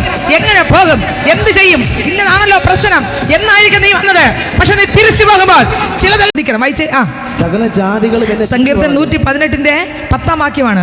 സകല ജാതികളും എന്നെ ചുറ്റി വളഞ്ഞോട്ടെ. കൃപയുള്ള പൈതലിനെ വളഞ്ഞോട്ടെ. എന്താ കുഴപ്പം? നോക്കിയേ, എന്താ സംഭവിച്ചെന്ന് നോക്കിയേ. സകല ജാതികൾ എന്നെ ചുറ്റി വളഞ്ഞു. യഹോവയുടെ നാമത്തിൽ ഞാൻ അവരെ ഛേദിച്ചു കളയും. ചുറ്റി വളയുമ്പോഴും യേശുവിന്റെ നാമത്തിൽ മാറടാ, എന്ന് പറയുമ്പോൾ ഇന്ന് എത്രയൊക്കെ ആഗ്രഹമുണ്ട് പാമ്പുകളെയും തേളുകളെയും ശത്രുവിൻ്റെ സകല ബലത്തെയും ചവിട്ടുവാൻ ദൈവം എനിക്കും നിങ്ങൾക്കും അധികാരം തന്നിട്ടുണ്ട്. നിങ്ങളെ ഒതുക്കുന്ന ചിലതിനെ ഛേദിച്ച് കളയുവാൻ ആരുടെ നാമത്തിൽ? യേശു ക്രിസ്തുവിൻ്റെ നാമത്തിൽ. ഇന്ന് ഇതിനകത്തിരിക്കുന്ന പൈതലെ പാമ്പുകളെയും തേളുകളെയും ശത്രുവിൻ്റെ സകല ബലത്തെയും ചവിട്ടുവാൻ എൻ്റെ ദൈവം നിന്റെ മേൽ എൻ്റെ മേൽ ഒരു ശക്തിയെ തന്നിട്ടുണ്ട്. ഭവന തലങ്ങൾക്കകത്ത്, കുടുംബ തലങ്ങൾക്കകത്ത്, വ്യത്യസ്ത മേഖലയ്ക്കകത്ത് മുന്നോട്ട് പോകാൻ പറ്റാതെ പ്രാർത്ഥിക്കുവാനോ ആരാധിക്കുവാനോ ദൈവവചനം വായിക്കുവാനോ ദൈവത്തോട് കൂടുതൽ അടുക്കുവാനോ കഴിയാതെ നിന്നെ ഒതുക്കുന്ന ചില അന്ധകാര ശക്തികളെ തകർത്ത് മാറ്റി ആത്മാവിൽ ജയിച്ച് പുറത്തു വരാൻ. ഓ അതെ അതെ അതെ അതെ അതെ അതെ അതെ അതെ അതെ അതെ ജയത്തോടെ വരാൻ, ജയത്തോടെ വരാൻ ദൈവം നിന്നെ കണ്ടിട്ടുണ്ട്. നീ പേടിക്കല്ലേ, ഒരു അന്ധകാര ശക്തികളെയും പേടിക്കല്ലേ. ഓ ഹോ ഹല്ലേലൂയ ഹല്ലേലൂയ ഹല്ലേലൂയ. നീ പേടിക്കല്ലേ, നിന്നെ വിളിച്ച ദൈവം വിശ്വസ്ത. നീ പേടിക്കരുത്, പേടിക്കരുത്, പേടിക്കരുത്. സകല ജാതികളെ ചുറ്റി വളഞ്ഞു യഹോവയുടെ നാമത്തിൽ ഞാൻ അവയെ ഛേദിച്ചു കളയും. അന്ധകാര മണ്ഡലങ്ങളെ ഛേദിക്കത്തക്ക നിലവാരത്തിൽ, കെട്ടുകളെ പൊട്ടിക്കത്തക്ക നിലവാരത്തിൽ, നിന്നെ ഒതുക്കുന്ന ചില വ്യാപാരങ്ങളെ ഉടച്ച് പുറത്തു വരത്തക്ക നിലവാരത്തിൽ. ഹല്ലേലൂയ. കൃപയുള്ള പൈതലിനെ ദൈവമാണ് വിളിച്ചത്. നിന്നെ ദൈവമാണ് വിളിച്ചത്. കർത്താവ് പറഞ്ഞു, മക്കളെ ഞാൻ നിന്റെ കൂടെ ഇരിക്കും. നിന്നെ ദൈവമാണ് വിളിച്ചത്. ഫറവോനെയും പേടിക്കല്ലേ, സൈന്യത്തെയും പേടിക്കല്ലേ. ഹല്ലേലൂയ. ഫറവോനെയും പേടിക്കല്ലേ. വിളിച്ച ദൈവമാണെങ്കിൽ ഫറവോനെയും പേടിക്കല്ലേ, സൈന്യത്തെയും പേടിക്കല്ലേ, അവിടുത്തെ മന്ത്രവാദികളെയും പേടിക്കല്ലേ, അവിടുത്തെ ശുദ്രത്തെയും പേടിക്കല്ലേ, അവിടുത്തെ പൂജകളെയും പേടിക്കല്ലേ, അവിടെ ഉള്ള ഒന്നിനെ നീ പേടിക്കല്ലേ. കാരണം നിന്നെ വിളിച്ച സർവശക്തൻ. ഹല്ലേലൂയ. നീ അവിടുത്തെ മന്ത്രവാദികളെ പേടിക്കേണ്ട ആളല്ല. മന്ത്രവാദി നിന്നെ കാണുമ്പോൾ ഓടണം. അമ്മേൻ. മന്ത്രവാദി നിന്നെ കാണുമ്പോൾ മന്ത്രവാദി നിന്നെ കാണുമ്പോൾ ഓടണം. ദൈവത്തിന് സ്തോത്രം. അവൻ്റെ മന്ത്രം ഫലിക്കത്തില്ല. അവൻ്റെ പദ്ധതി ഒന്നും നിൻ്റെ മേൽ നടക്കാൻ പോകുന്നില്ല. അടുത്ത വരി വായിച്ചേ. ഈ വരി ഒന്നുകൂടെ വായിച്ചേ. എല്ലാവരും ശ്രദ്ധിക്കണം. ആ വരി വായിച്ചേ, ഒന്നുകൂടെ വായിച്ചേ. സങ്കീർത്തനം 112 വാക്യം ഇപ്പോൾ വായിച്ച വാക്യം വായിച്ചേ. 10. സകല ജാതികളും എന്നെ ചുറ്റി വളഞ്ഞു യഹോവയുടെ നാമത്തിൽ ഞാൻ അവരെ ഛേദിച്ചു കളയും. ഛേദിച്ചു കളയും. അടുത്ത വരി. അവർ എന്നെ വളഞ്ഞു. അതെ, അവർ എന്നെ വളഞ്ഞു. അവർ വിചാരിച്ചു ഇപ്പൊ തീർത്ത് കളയാം. അവരെന്താ കരുതിയേ? ഇപ്പൊ തീർത്ത് കളയാം. ഒരു ദൈവം എന്നെ ഇപ്പൊ തീർത്ത് കളയാം എന്നല്ലേ വിചാരിക്കത്തുള്ളൂ. ഒന്നും ചെയ്യാൻ പറ്റത്തില്ല. കർത്താവ് അറിയാതെ നിന്നെ ഒന്നും ചെയ്യാൻ കഴിയത്തില്ല. ദൈവം അറിയാതെ നിന്റെ കോമ്പൗണ്ടിൽ ഒരു അന്ധകാര ശക്തിക്ക് കാൽ ചവിട്ടാൻ, നിന്റെ വീട്ടിനകത്ത് ഒരു ദുഷ്ടനും കടക്കാൻ, നിന്റെ തലമുറകളെ ഒരു ദുഷ്ടനും തൊടാൻ, ഹല്ലേലൂയ, നിന്നെ ഒരു അന്ധകാര ശക്തിക്ക് തൊടാൻ വിശ്വാസം ഉണ്ടോ എന്ന് എനിക്കറിയത്തില്ല. ദൈവത്തിന് സ്തോത്രം. ഹല്ലേലൂയ. ഇവിടെ സങ്കീർത്തനക്കാരൻ പറയുകയാണ്, അവരെന്നെ വളഞ്ഞു. അതെ, അവരെന്നെ വളഞ്ഞു. അടുത്ത വരി, യഹോവയുടെ നാമത്തിൽ ഞാൻ അവരെ. ഇത് എത്രാമത്തെ പ്രാവശ്യം? 2ാമത്തെ പ്രാവശ്യം സങ്കീർത്തനക്കാരൻ വീണ്ടും ഉറപ്പിച്ച് പറയുകയാണ്. എത്ര പ്രാവശ്യമായി? ഒരേ വരി എത്ര പ്രാവശ്യം പറഞ്ഞു? 2ാമത്തെ പ്രാവശ്യം. കാരണം എന്താ? ഉറപ്പാ. ഛേദിച്ച് കളയും. എടാ, നീ എന്നെ വളഞ്ഞു അല്ലേ, ഛേദിച്ച് കളയും. ഇത് സങ്കീർത്തനക്കാരൻ പറഞ്ഞുകൊണ്ടിരിക്കുമ്പോൾ എന്താ സംഭവിച്ചത്? വായിച്ചേ 12ാം വാക്യം. അവർ തേനീച്ച പോലെ എന്നെ ചുറ്റി വളഞ്ഞു. തേനീച്ച പോലെ എന്നെ. എങ്ങനെ തേനീച്ച വന്നാൽ അങ്ങ് വിടുവോ? സംഭവം എല്ലാം കൂടെ വന്ന് നിന്ന് നമുക്ക് വല്ല എങ്ങോട്ടെങ്കിലും പോകാൻ പറ്റുമോ? ഒരുപാട് പേര് നഷ്ടപ്പെട്ടിട്ടുണ്ട് ഈ തേനീച്ചയും കടന്തയൊക്കെ കൊട്ടി. കേട്ടിട്ടില്ലേ? പത്രത്തിൽ ഉണ്ട്. അങ്ങനെയുള്ള പ്രശ്നമുള്ളതാണ്. ആര് വായിച്ചേ? അവര് വായിച്ചേ. ആരും മറക്കല്ലേ ഈ വാക്യം. അവർ തേനീച്ച പോലെ എന്നെ ചുറ്റി വളഞ്ഞു. അടുത്ത്, മുൾത്തി പോലെ അവർ കെട്ടുപോയി. തേനീച്ച പോലെ എന്നെ ചുറ്റി വളഞ്ഞപ്പോ ചുറ്റിയൊക്കെ വളഞ്ഞു. ഭയങ്കര ആനന്ദം. ഇപ്പൊ കൊത്തി കൊന്നു കളയുന്നു. പക്ഷെ മുൾത്തി പോലെ എന്ന് പറഞ്ഞ അർത്ഥം എന്താ? ശ്രദ്ധിക്കുന്നില്ല ആരും. ശത്രു ചുറ്റും വിപ്പം ഞെരുക്കിക്കളയാന്ന് പറഞ്ഞ് ഞെരുക്കാൻ തുടങ്ങി. ഞെരുക്കിയപ്പോൾ ഞെരുക്കും തോറും കത്തി എരിഞ്ഞ വരുന്നു. സൈന്യത്താലെയല്ല, ശക്തിയാലെയല്ല, ദൈവത്തിൻ്റെ ആത്മാ ശക്തിയാലത്രേ. സൈന്യത്താലെയല്ല, ശക്തിയാലെയല്ല, ദൈവത്തിൻ്റെ ആത്മാ ശക്തിയാലത്രേ. ആർത്തുപാടി സ്തുതിക്കാം, ഹല്ലേലൂയ പാടാം, ആണിക്കല്ലു കയറ്റാം, ദൈവസഭ പണിയാം. ആർത്തുപാടി സ്തുതിക്കാം, ഹല്ലേലൂയ പാടാം, ആണിക്കല്ലു കയറ്റാം, ദൈവസഭ പണിയാം. ആർത്തുപാടി സ്തുതിക്കാം, സ്തുതിക്കാം, ഹല്ലേലൂയ പാടാം, ആണിക്കല്ലു കയറ്റാം, ദൈവസഭ പണിയാം, മുട്ടോളമല്ല അരയോളം പോരാ, വലിയൊരു ജീവ നദിയൊഴുകാൻ. മുട്ടോളമല്ല അരയോളം പോരാ, വലിയൊരു ജീവ നദിയൊഴുകാൻ. നീന്തിയിട്ടല്ലാതെ കടപ്പാൻ വയ്യാത്ത തിരുറവ ഇന്നു തുറക്കുന്നത. ഓ നീന്തിയിട്ടല്ലാതെ, ഓ കൃപ തുറവ ഇന്നു തുറക്കുന്നത. ആമേ നീന്തിയിട്ടല്ലാതെ കടപ്പാൻ വയ്യാത്ത തിരുറവ ഇന്നു തുറക്കുന്നത. ആമേ നീന്തിയിട്ടല്ലാതെ കടപ്പാൻ വയ്യാത്ത തിരുറവ ഇന്നു തുറക്കുന്നത. ആമേ നീന്തിയിട്ടല്ലാതെ ഓ തിരുറവ ഇന്നു തുറക്കുന്നതാ. സൈന്യത്താലെയല്ല ശക്തിയാലെയല്ല, ദൈവത്തിൻ്റെ ആത്മ ശക്തിയാലത്രേ. സൈന്യത്താലെയല്ല ശക്തിയാലെയല്ല, ദൈവത്തിൻ്റെ ആത്മ ശക്തിയാലത്രേ. ആർത്തുപാടി സ്തുതിക്കാം, ഹല്ലേലൂയ പാടാം, ആണിക്കല്ലു കയറ്റ, ദൈവസഭ പണിയ. ആർത്തുപാടി സ്തുതിക്കാം, ഹല്ലേലൂയ പാടാം, ആണിക്കല്ലു കയറ്റ, ദൈവസഭ പണിയ. പെന്തക്കോസ്തു നാളിൽ മുൻമഴ പെയ്ച്ച പരമപിതാവേ പിന്മഴ നൽകാം. ഓ പെന്തക്കോസ്തു നാളിൽ മുൻമഴ പെയ്ച്ച പരമപിതാവേ പിന്മഴ നൽകാൻ. ഹല്ലേലൂയ. കർത്താവിലാണ് നമ്മൾ ജീവിക്കുന്നത്. കർത്താവ് മക്കളെ, എൻ്റെ കൃപ നിനക്ക് മതി. പ്രശ്നം തീർന്നില്ലെന്നല്ല, എൻ്റെ കൃപ നിനക്ക് മതി. മനസ്സിലാകുന്നുണ്ടോ? പ്രശ്നം തീർന്നില്ലെന്നല്ല, എൻ്റെ കൃപ നിനക്ക് മതി. അപ്പോസ്തലൻ കൃപ കൊണ്ടൊക്കെ നിറച്ചു. എന്നിട്ട് പറഞ്ഞു, എൻ്റെ കൃപ നിന്റെ സകല ബലഹീനതകൾ തികഞ്ഞു വരും. അപ്പോൾ അത് മതി കർത്താവേ, ഇത് മതി. ഹല്ലേലൂയ. അപ്പോസ്തലൻ പറഞ്ഞു, ഇത് മതി. കൃപ ഉണ്ടെങ്കിൽ പിന്നെ എന്താ? എവിടെ വന്നാലും അവിടെ പാവത്തിൽ പോകാതെ കൃപമേൽ കൃപ പ്രാപിച്ച് ആ പ്രതിസന്ധിയെ ജയിച്ച് പുറത്തു വരാൻ ദൈവത്തിൻ്റെ കൃപ പകർന്നുകൊണ്ടിരുന്നാൽ പിന്നെ എന്താ കുഴപ്പം? അപ്പോസ്തലൻ ആ കൃപയിൽ അങ്ങ് ആശ്രയിച്ചു. കണ്ടോ? സ്തോത്രം. അതുപോലെ അപ്പോസ്തലനോട് ദൈവം പറഞ്ഞതുപോലെ പഴയ നിയമത്തിനകത്ത് മോശയോട് പറഞ്ഞു, ഇസ്രായേൽ ജനത്തെ രക്ഷിപ്പാൻ നിന്നെ ഞാൻ അയക്കാൻ പോകുകയാ. മോശ പറഞ്ഞു, എന്നെ കൊണ്ട് പറ്റത്തില്ല, ഞാൻ എന്തുള്ളൂ. അപ്പോൾ മോശയോട് ദൈവം പറഞ്ഞു, എൻ്റെ കൃപ നിനക്ക് മതി. നിങ്ങൾ എന്തിനാണ് റിപ്പീറ്റ് ചെയ്യുന്നത്? മറന്നു പോകാതിരിക്കാൻ. സ്തോത്രം. എൻ്റെ കൃപ നിനക്ക് മതി. നിന്നെ ഞാനാണ് വിളിച്ചതെങ്കിൽ പ്രശ്നം നിന്നെ ഒരു ചുറ്റും വളഞ്ഞാലും ശരി, തേനീച്ച ചുറ്റും വളയുന്നത് പോലെ നിന്നെ വളഞ്ഞ് ഇപ്പം കൊന്നുകളയെന്ന് പറഞ്ഞാലും ശരി, അത് മുൾത്തി പോലെ നിന്റെ കണ്ണിൻ്റെ മുമ്പിൽ കത്തി എരിഞ്ഞ് ചാരമാകും. നിങ്ങൾക്ക് മനസ്സിലായോ?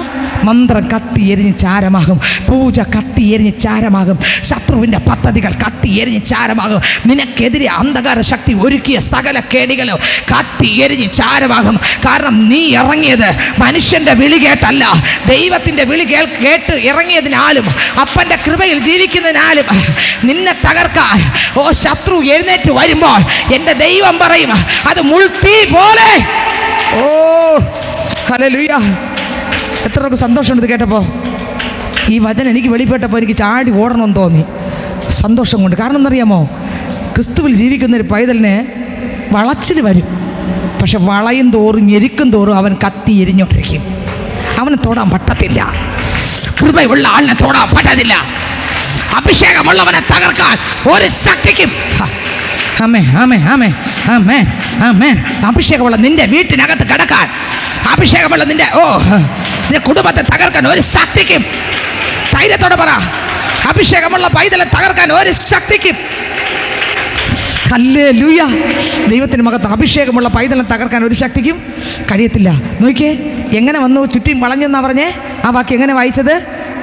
അവർ തേനീച്ച പോലെ എന്നെ എന്ത് ചെയ്തു? ചുറ്റി വളഞ്ഞു.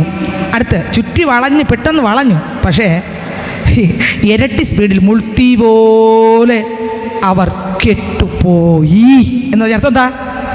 ചുറ്റി വളയും തോറും തീ ഇറങ്ങി കത്തി എരിഞ്ഞുകൊണ്ടിരുന്നു. നിങ്ങളെ തകർക്കാൻ ഒരു ശക്തിക്കും, ഒരു മണ്ഡലങ്ങൾക്കും, ഒരു വാഴ്ചകൾക്കും, ഒരു അധികാരങ്ങൾക്കും, ഒരു ദുഷ്ടാത്മാ ശക്തിക്കും ക്രിസ്തുവിൽ ജീവിക്കുന്ന മകനെ മകളെ, ആ കൃപ നിനക്ക് മതി. ഏതൊക്കെ നടുവിലൂടെ നടക്കുമ്പോൾ നീ പേടിക്കല്ലേ. ആ കൃപ നിനക്കുണ്ടെങ്കിൽ മുൾത്തി പോലെ നിനക്കെതിരെ വരുന്ന മണ്ഡലങ്ങൾ കത്തി എരിഞ്ഞ് ചണനൂല് പോലെ ചാരമാകും. ഹല്ലേലൂയ. എങ്ങനെ എരിയും? മുൾത്തി പോലെ. ഒന്നുകൂടെ വായിച്ച് 12 വാക്യം. അവർ തേനീച്ച പോലെ എന്നെ ചുറ്റി വളഞ്ഞു. മുൾത്തി പോലെ അവർ കെട്ടുപോയി. മുൾത്തി പോലെ മറക്കരുത്, മുൾത്തി പോലെ അവ കെട്ടുപോയി. അടുത്ത് യഹോവയുടെ നാമത്തിൽ ഞാൻ അവരെ ഛേദിച്ചു കളയും. യഹോവയുടെ നാമത്തിൽ ഞാൻ അവരെ ഛേദിച്ചു കളയും. അടുത്ത് ഞാൻ വീഴുവാൻ തക്കവണ്ണം നീ എന്നെ തള്ളി, എങ്കിലും യഹോവ എന്നെ സഹായിച്ചു. എടാ, നീ എന്നെ തകർക്കാൻ നോക്കി, മുൾത്തി പോലെ കത്തി. വീണ്ടും നീ എന്നെ തള്ളിയിടാൻ നോക്കി, അപ്പോഴും യഹോവ എന്നെ എന്ത് ചെയ്തു?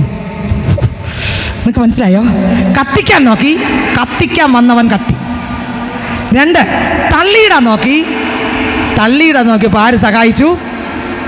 കർത്താവ് നിന്നെ വിളിച്ച് വേർതിരിച്ചിട്ടുണ്ടെങ്കിൽ നീ എവിടെ പോകുമ്പോഴും നിന്നെ തകർക്കാൻ, നിന്നെ തകർക്കാൻ അന്ധകാര മണ്ഡലങ്ങൾ പല പദ്ധതിയുമായിട്ട് വരും. പക്ഷേ അതെല്ലാം മുൾത്തി പോലെ വെന്ത് എരിഞ്ഞ് ചാരമാകാൻ പോകുന്നു. നീ ക്രിസ്തുവിലാണെങ്കിൽ, ക്രിസ്തുവിൻ്റെ കൃപയിൽ നിറഞ്ഞാണ് ജീവിക്കുന്നതെങ്കിൽ നിന്നെ തകർക്കാൻ ഒരു ശക്തിക്കും കഴിയത്തില്ല.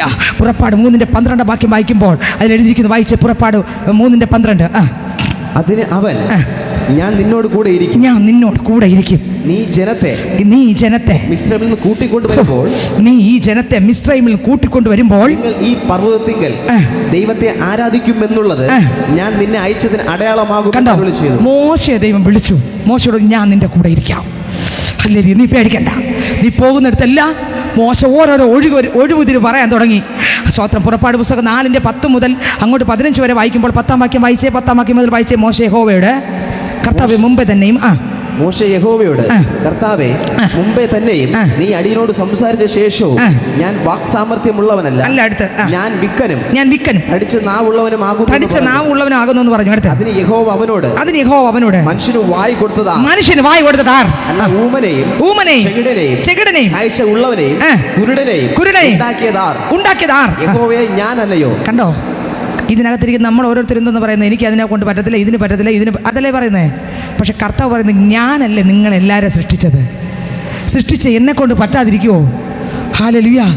കർത്താവ് ഇതിനകത്തിരിക്കുന്ന ഓരോരുത്തരെയും കർത്താവിന് പദ്ധതിയുണ്ട്, ഓരോരുത്തരെ കുറിച്ചും. ഹല്ലേലൂയ.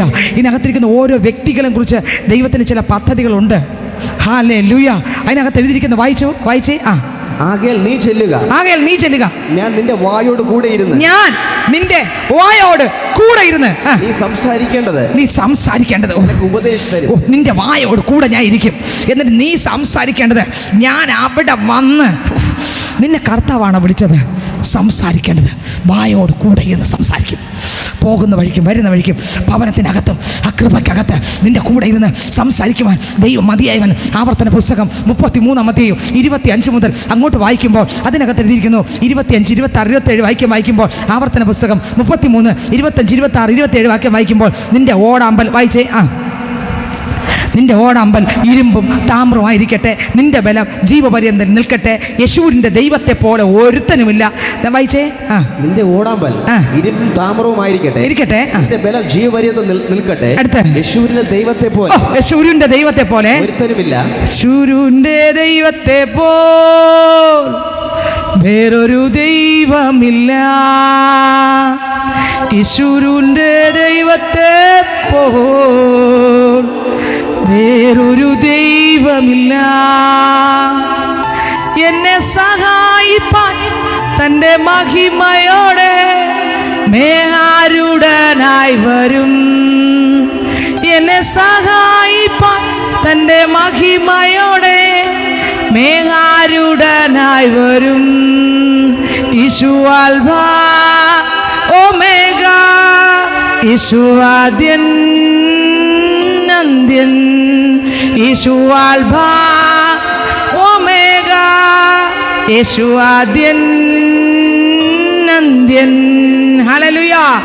യശൂരിന്റെ ദൈവത്തെ പോലെ ഒരുത്തനുമില്ല. അടുത്തവർ വായിച്ചേ. നിന്റെ സഹായത്തിനായി അവൻ ആകാശത്തൂടെ തന്റെ മഹിമയിൽ മേഘാരൂഢനായി വരുന്നു. അടുത്ത വരി.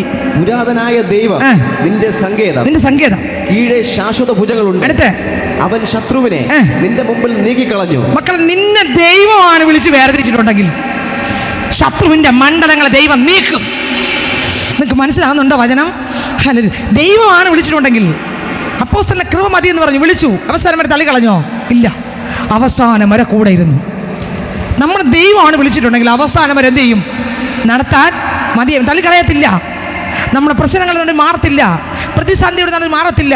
രാത്രി ഉറങ്ങുമ്പോഴും ആരടുത്തിരിക്കും? യേശുപ്പച്ചൻ. പോകുമ്പോഴും വരുമ്പോഴും ആരടുത്തിരിക്കും? കർത്താവ്. യാത്രയിലെല്ലാം ആര് കൂടെ ഉണ്ട്? യേശു കൂടെ ഉണ്ട്. തലയിലെ ഒരു മുടി പോലും ദൈവം അറിയാതെ ഒഴിയത്തില്ല. ഒന്ന് കൊഴിഞ്ഞാൽ അത് ആരറിയും? ഹല്ലേലൂയ. ഒന്നതിൽ നീലത്തു വീണിടണമെങ്കിൽ തൻഹിതമാണെന്നു ഞാൻ അറിയുന്നു. അപ്പൊ ദൈവം അറിയാതെ ഒരു മുടി പോലും ഒഴിയത്തില്ല. അടുത്ത വരി വായിച്ചേ, ആ വരി ഒന്നുകൂടെ വായിച്ച്. ഇപ്പൊ വായിച്ച വാക്യം, പുരാതനനായ ദൈവം നിന്റെ സങ്കേതം, കീഴെ ശാശ്വത ഭുജങ്ങളുണ്ട്. കീഴെ ശാശ്വത ഭുജങ്ങളുണ്ട്.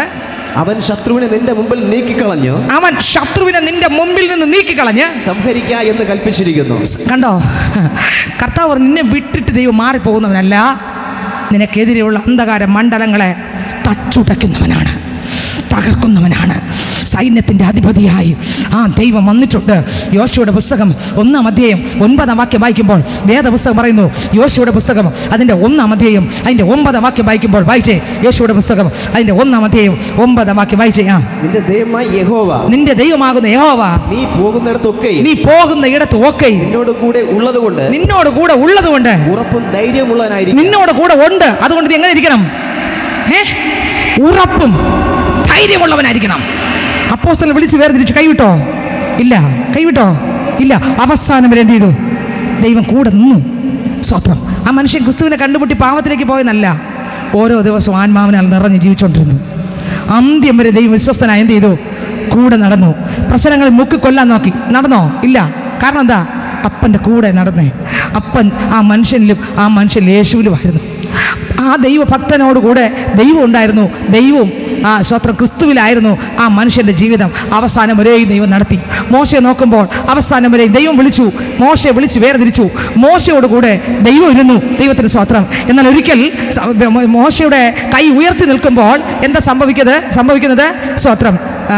പുറപ്പാട് പുസ്തകം 19-ാം അധ്യായം വായിക്കുമ്പോൾ അതിനകത്ത് എഴുതിയിരിക്കുന്നു, 15-ാം അധ്യായം വായിക്കുമ്പോൾ അതിനകത്ത് എഴുതിയിരിക്കുന്നു, ശത്രു പലപ്പോഴും നമ്മളെ തകർക്കാൻ നോക്കും. ശത്രു പലപ്പോഴും എന്ത് ചെയ്യും? നമ്മളെ തകർക്കാൻ നോക്കും, നശിപ്പിക്കാൻ നോക്കും, നമ്മളെ ഒതുക്കിക്കളയാൻ നോക്കും, നമ്മളെ വെല്ലുവിളിക്കാൻ നോക്കും. പിശാച് പല വെല്ലുവിളികൾ ഉയർത്തുന്നവനാണ്. അവൻ പറയും 15-ാം അധ്യായം സ്വത്രം 9-ാം വാക്യം, ശത്രു എന്താ പറയുന്നത്? വായിച്ചേ. ശത്രു പറയും, മോശയെ നിന്നെ തകർത്ത് കളയും, നിന്നെ തീർത്ത് കളയും, നിന്നെ നശിപ്പിച്ച് കളയും, എല്ലാ രീതിയിലും നിന്നെ ഒതുക്കിക്കളയും. നീ ഈ കൊട്ടാരത്തിനകത്ത് വന്നില്ലേ, ജനത്തെ വീണ്ടെടുത്ത് കൊണ്ടുപോകാൻ നീ കൊട്ടാരത്തിനകത്ത് വന്നില്ലേ എന്ന് ശത്രു നിന്നെ നോക്കി പറയും. ഇന്ന് ഇതിനകത്തിരിക്കുന്ന പൈതലെ, നീ പള്ളി വന്ന് കൃപ പ്രാപിച്ച് തിരിച്ചു പോകുമ്പോൾ ശത്രു നിന്നോട് പലതും പറയും. നീ പ്രാർത്ഥിച്ച നിന്റെ കാര്യം പോക്കാണ്, നീ പ്രാർത്ഥിച്ചാൽ പിശാചിനെ തകർത്ത് കളയും, അങ്ങനെ ചെയ്യും, ഇങ്ങനെ ചെയ്യും, ഇങ്ങനെയൊക്കെ പറഞ്ഞ് നിന്നെ പേടിപ്പിക്കുമ്പോൾ നീ പേടിക്കല്ലേ. സ്വത്രം. യേശുവാണ് നിന്നെ വിളിച്ചതെങ്കിൽ, യേശുവാണ് നിനക്ക് കൃപ തന്നതെങ്കിൽ, നിങ്ങൾക്ക് എത്രയ്ക്ക് വചനം വെളിപ്പെടുന്നെന്ന് എനിക്ക് അറിഞ്ഞുകൂടാ, വെളിപ്പെടുന്നുണ്ടോ എന്ന് എനിക്ക് അറിഞ്ഞുകൂടാ. സ്നേഹിതരെ, നമ്മളെ യേശുവാണ് വിളിച്ചതെങ്കിൽ ഒന്നിനെയും പേടിക്കേണ്ട കാര്യമില്ല. മോശയെ ദൈവം വിളിച്ചു വേർതിരിച്ചു. പക്ഷേ മോശയുടെ ജീവിതത്തിനകത്ത് എന്ത് സംഭവിച്ചെന്നറിയാമോ? ഫറവോൻ വെല്ലുവിളിച്ചു. എന്താ വെല്ലുവിളിച്ചേ? വായിച്ചേ. ഫറവോൻ്റെ വെല്ലുവിളി വായിച്ചേ. നിന്നെ കർത്താവ് വിളിച്ചിട്ടുണ്ടെങ്കിൽ ചിലപ്പോൾ ശത്രു നിനക്കെതിരെ വെല്ലുവിളിക്കും. നീ നോക്കേണ്ടത് അവൻ്റെ വെല്ലുവിളിയല്ല, വിളിച്ച ദൈവത്തിൻ്റെ ബലം. ഹല്ലേലൂയ. ആരെ നോക്കണ്ടേ? വിളിച്ച ദൈവത്തിൻ്റെ ബലം, വിളിച്ച ദൈവത്തിന്റെ ശക്തി. ആരെ നോക്കണ്ടേ? വിളിച്ച ദൈവത്തിന്റെ ബലം, വിളിച്ച ദൈവത്തിന്റെ ശക്തി. നോക്കിയേ, വായിച്ചേ. ഞാൻ പിന്തുടരും, പിടിക്കും, കൊള്ള പങ്കിടും. എന്റെ ആശ അവരാൽ പൂർത്തിയാകും. കണ്ടോ, എന്റെ ആശ. പറവോൻ പറഞ്ഞത് ഇങ്ങനെയാണ്, ഞാൻ പിന്തുടരും. എടാ, ഞാൻ നിന്റെ പുറകെ വരുവാടാ. നീ പ്രാർത്ഥിക്കാൻ തുടങ്ങിയല്ലേ, ഞാൻ പുറകെ വരും. ഇതിനകത്ത് ചില അന്ധകാര മണ്ഡലങ്ങൾ കത്തി എരിഞ്ഞ് അമർന്നുകൊണ്ടിരിക്കുക. പുറകെ പിന്തുടരുന്ന ചില പിന്തുടർച്ചയുടെ ശക്തികളെ തകർക്കുന്ന ഒരു തീ, മുൾതീ പോലെ വെന്ത് കത്തിച്ച് എരിക്കുന്ന ഒരു തീ ഇതിനകത്ത് ഇറങ്ങിയിട്ടുണ്ട്. പിന്തുടരുന്ന ചില ശക്തികളെ എരിക്കുന്നു. ചിലരെ പിന്തുടരുമെന്ന് പറയുന്ന വാദിക്കുന്ന ഫറവോന്റെ ശക്തി. ഞാൻ നിന്നെ പിന്തുടരും, നിന്നെ വിടുകയില്ലെന്ന് വാദിച്ച് വെല്ലുവിളിച്ച് നിന്നെ ചില നാളുകളായി നിന്നെ പുറകെ പിടിച്ച് വലിച്ച് പിന്തുടർന്നുകൊണ്ടിരിക്കുന്ന ചില ശക്തികളെ ഇന്ന് ഒതുക്കുന്ന പകലെന്ന്. ആ മുൾതീ പോലെ വെന്ത് എരിയുന്ന പകലാണ്, മുൾതീ പോലെ. അവൻ പറയും, നിന്നെ പിടിക്കും, നിന്നെ പിന്തുടരും, നിന്നെ തകർത്ത് കളയും എന്ന് പറയും. അവൻ പറയും, അവന്റെ ശബ്ദം ഇതാണ്, കൊള്ള പങ്കിടുമെന്ന് പറയും. ഓ, ഞാൻ നിന്നെ പിന്തുടരും, ഞാൻ നിന്നെ പിടിക്കും, ഞാൻ നിന്റെ കൊള്ള പങ്കിടും എന്ന് പറയുമ്പോൾ യേശു പറയും, ഇല്ലടാ, നിന്റെ ചെങ്കടൽ നിന്നെ തകർത്ത് പ്രാർത്ഥിക്കുന്ന ആരാധിക്കുന്ന ദൈവഭയത്തോടെ പുറത്തിറങ്ങിയ ദൈവത്തെ ആരാധിക്കാൻ പുറത്തിറങ്ങിയ പൈതലെ, ശത്രു ചില സന്ദർഭത്തിൽ നിന്റെ അടുത്ത് വന്നെന്ന് പറയുന്ന വാക്കിതാണ്, നിന്നെ പിന്തുടരും, നിന്നെ പിടിക്കും, കൊള്ള പങ്കിടും. എന്നാൽ ദൈവം പറയടാ, ഈ ചെങ്കടലിന് കുറച്ച് ദൂരം കൂടെ ഉള്ളൂ, നീ ഇതിനകത്ത് തകർന്ന അടിയാൻ പോകുകയാ. എന്റെ മക്കളെ വിളിച്ച് ഞാനാണ്, ഞാൻ വിളിച്ച് വേർതിരിച്ചിട്ടുണ്ടെങ്കിൽ ഈ മക്കളെ പിന്തുടരേണ്ട നീയല്ല. ഹല്ലേലൂയ. നിങ്ങൾക്ക് എത്രയൊക്കെ വെളിപ്പെട്ടു? പിശാച് വാദിക്കുന്ന എന്തോന്നാ? ഞാൻ പിന്തുടർന്ന് നിന്റെ കുടുംബത്തിനകത്തുള്ള എല്ലാത്തിനും തീർത്ത് കളയും. ദൈവം പറയും ഞാനാ വിളിച്ചേ. ദൈവം എന്തെന്ന് പറയും? നിന്നെ ഇപ്പം തീർത്ത് കളയുമെന്ന് പറയല്ലേ? മോശ ഫറവോന്റെ കൊട്ടാരത്തിൽ പോയപ്പോൾ ഫറവോനും സൈന്യവും പറഞ്ഞു നിന്നെ ഇപ്പം തീർത്ത് കളയും, ഇപ്പം തകർത്ത് കളയും. ദൈവം പറഞ്ഞിടാ സ്തോത്രം, നിനക്ക് അവനെ തൊടാൻ പറ്റത്തില്ല. ദൈവം പറഞ്ഞു അവനെ തൊടാൻ. കാരണം എന്താ? ഞാൻ വിളിച്ചിറക്കിയതാ. ആരെങ്കിലും ഇവനെ കൊണ്ട് എന്തെന്ന് ചോദിച്ചാൽ എനിക്ക് അവനെ കൊണ്ട് ആവശ്യമുണ്ട്, അതുകൊണ്ട് കെട്ടടിച്ച് കൊണ്ടുവന്നതാ. Oh Jesus, hallelujah. അതുകൊണ്ട് കെട്ടടിച്ച് കൊണ്ടുവന്നതാ. ഇവനെ കൊണ്ട് എനിക്ക് ആവശ്യമുണ്ട്. ദൈവത്തിന് ആവശ്യമുള്ള മോശയെ പിന്തുടരാന്ന് പറഞ്ഞാൽ പറ്റുമോ? പിടിക്കുമെന്ന് പറഞ്ഞാൽ പറ്റുമോ? കൊള്ള പങ്കിടുമെന്ന് പറഞ്ഞാൽ പറ്റുമോ? ഇല്ല, പറ്റത്തില്ല. വായിച്ചേ, ഒന്നുകൂടെ വായിച്ചേ. പിശാച് നിനക്കെതിരെ വാദിക്കുന്ന ഇതാണ്. വായിച്ചേ. ഞാൻ പിന്തുടരും, ഞാൻ പിടിക്കും, കൊള്ള പങ്കിടും. നോക്കി, ആശ പൂർത്തിയാകും. പിശാചിന്റെ ആശ ഇതാണ്: പിന്തുടരുക, പിടിക്കുക, കൊള്ള പങ്കിടുക, നരകത്തിൽ കൊണ്ടുപോവുക. കണ്ടോ? തകർത്ത് എവിടെ കൊണ്ടുപോകണം? അവൻ്റെ രാജ്യത്തിൽ ഇതാണ് അവൻ്റെ പദ്ധതി. എന്നാൽ ദൈവം വിളിച്ച് വേർതിരിച്ച പൈതലിനെ കുറിച്ച് ദൈവത്തിൻ്റെ പദ്ധതി അതല്ല. എടാ, നിന്റെ തലയെ 2000 വർഷങ്ങൾക്ക് മുമ്പ് കാൽവരിയിൽ ചതച്ചരച്ച് ഈ പിള്ളെ ഞാൻ വാങ്ങിയതാണ്. നിനക്ക് ഈ കുഞ്ഞിനെ തൊടാനുള്ള അധികാരമില്ല. ഇതെന്റെ പൈതലാണ്, ഞാൻ വിളിച്ച് വേർതിരിച്ചതാണ്, എൻ്റെ രക്തത്തിൻ്റെ വിലയാണ്. സ്വത്ര സ്വത്ര സ്വത്ര സ്വത്ര രക്തത്തിൻ്റെ വിലയാണ്, രക്തത്തിൻ്റെ വിലയാണ്, രക്തത്തിൻ്റെ വിലയാണ്. ഹല്ലേലൂയ. പിശാച് എന്തോന്നാ ബാധിക്കുന്നത്? പിന്തുടരും, പിടിക്കും. ആർക്കെതിരെ വാദിച്ചു? ആർക്കെതിരെ? ദൈവം വിളിച്ചിറക്കിയ മോശയ്ക്കെതിരെ. നിന്നെ വിളിച്ചിറക്കിയ ആര്? എന്നെ ശ്രദ്ധിക്കുന്നുണ്ട്. നിങ്ങളെ വിളിച്ചിറക്കിയ ആര്? നിങ്ങളെ വിളിച്ചിറക്കിയ ആര്? നിങ്ങളെ വിളിച്ചിറക്കിയത് സർവശക്തനാകുന്ന ദൈവം. നിങ്ങളെ ദൈവം വിളിച്ചിറക്കിയിരിക്കുമ്പോൾ നമുക്കെതിരെ നിൽക്കുന്ന അന്ധകാര മണ്ഡലങ്ങൾ എന്താ പറയുന്നത്? പിന്തുടരും, പിടിക്കും, കൊള്ള പങ്കിടും. എന്നാൽ ദൈവം പറയുന്നത് നിനക്ക് ഒരു ചുക്കും ചെയ്യാൻ പറ്റത്തില്ലടാ. ഹല്ലേലൂയ. ദൈവം പറയും നിനക്ക് അവനെ ഒത്തോടാൻ പറ്റത്തില്ലടാ. കാരണം എന്താ? ഞാനാ വിളിച്ചേ, എൻ്റെ രക്തത്തിൻ്റെ വിലയാ, ഞാനാ വിളിച്ചേ, ഒന്നും ചെയ്യാൻ പറ്റത്തില്ല. കണ്ടോ? വായിച്ചേ. ഒന്നുകൂടെ വായിച്ചേ ആ വരി. ഞാൻ പിന്തുടർന്ന് പിടിക്കും, കൊള്ള പങ്കിടും. എൻ്റെ ആശ അവരാൽ പൂർത്തിയാകും. എൻ്റെ ആശ അവരാൽ പൂർത്തിയാകും. അടുത്ത് ഞാൻ എൻ്റെ വാൾ ഊരും. എൻ്റെ കൈ അവരെ നിഗ്രഹിക്കും. ഇതാണ് അവൻ്റെ പദ്ധതി. എൻ്റെ വാള് ഊരിയെടുത്തിട്ട് എൻ്റെ കൈ അവരെ നിഗ്രഹിക്കും. എൻ്റെ കൈ അവരെന്ത് ചെയ്യും? നിഗ്രഹിക്കും. അടുത്ത് എന്ന് ശത്രു പറഞ്ഞു. അല്ലേ? എന്താ സംഭവിച്ചേ? ഈ പറഞ്ഞവൻ എന്താ സംഭവിച്ചേ? ചെങ്കടൽ മുങ്ങി തകർന്നു. എന്നാൽ കർത്താവ് വിളിച്ച് വേർതിരിച്ചത് എന്താ സംഭവിച്ചേ? അക്കരെ എത്തി, തപ്പെടുത്ത് താളം തട്ടി. ഹല്ലേലൂയ. തപ്പെടുത്തു താളം തട്ടുവോ, നാവെടുത്തു സ്തുതി പാടുവോ. തപ്പെടുത്തു താളം തട്ടുവോ, നാവെടുത്തു സ്തുതി പാടുവോ. തപ്പെടുത്ത് താളം തട്ടുവോ, നാവെടുത്തു സ്തുതി പാടുവോ. യേശു എന്നെ വീണ്ടെടുത്തതാൽ നന്ദിയോടെ സ്തുതി പാടുവോ. തപ്പെടുത്ത് താളം തട്ടുവോ, നാവെടുത്തു സ്തുതി പാടുവോ. യേശു എന്നെ വീണ്ടെടുത്തതാൽ നന്ദിയോടെ സ്തുതി പാടുവോ. Hallelujah, hallelujah. തപ്പെടുത്ത് താളം തട്ടിയല്ലേ? അന്ധകാര മണ്ഡലങ്ങളെല്ലാം അവിടെ തോൽപ്പിച്ചു. ആര് തോൽപ്പിച്ചു? തകർത്തു? ദൈവം. ദൈവം വിളിച്ചിട്ടുണ്ടെങ്കിൽ എൻ്റെ കൂട്ടത്ത് വരുന്ന അന്ധകാര ശക്തികളെ നോക്കുന്ന ഡ്യൂട്ടി ആർക്കുള്ളതാ? എനിക്കുള്ളതല്ല. പിന്നെ ദൈവം അവനെ കത്തിക്കാനെടുത്ത് കത്തിച്ചിട്ട് നമ്മളെ ജയത്തോടപ്പുറത്ത് തപ്പെടുത്ത് കർത്താവിനെ ആരാധിക്കാൻ ജയത്തോടെ എന്ത് ചെയ്യും? ദൈവമാണ് വിളിച്ചതെങ്കിൽ ഒരു രീതിയിൽ എന്ത് ചെയ്യല്ലേ? പേടിക്കല്ലേ. ദൈവം വിളിച്ചു, മോശ ഇറക്കി, അവിടെ നിന്ന് അപ്പുറത്തെത്തി. അങ്ങോട്ട് പോകുമ്പോൾ പ്രശ്നത്തോട് പ്രശ്നം. ഇസ്രായേൽ മക്കളെ കൊണ്ട് ചെങ്കടൽ കടന്നു, അപ്പുറത്തെത്തി, പ്രശ്നത്തോട് പ്രശ്നം, പ്രതിസന്ധിയോട് പ്രതിസന്ധി, ഒന്ന് മാറുമ്പോൾ ഒന്ന്. അങ്ങനെ സ്വത്രം പുറപ്പാട് പുസ്തകം അതിൻ്റെ 17-ാം അധ്യായത്തിലേക്ക് വരുമ്പോൾ ഒരു യുദ്ധം ഉണ്ടായി. എവിടെ വെച്ച്? രഫീദീമിൽ വെച്ച് അമാലേക്ക് വന്ന് ഇസ്രായേലിനോട് ഒരു യുദ്ധം ഉണ്ടായി. യുദ്ധത്തിന്റെ നടുവിൽ എന്താ സംഭവിച്ചു? വായിച്ചേ, 8-9 വാക്യം, 17-8-9 വാക്യം. പുറപ്പാട് പുസ്തകം 17-8-9 വാക്യം. രഫീദിൽ വെച്ച് അമാലേക്ക് വന്ന് ഇസ്രായേലിനോട് യുദ്ധം ചെയ്തു. അപ്പോൾ മോശ യോശുവയോട്, നീ ആളുകളെ തിരഞ്ഞെടുത്ത് പുറപ്പെട്ട് അമാലേക്കിനോട് യുദ്ധം ചെയ്യുക.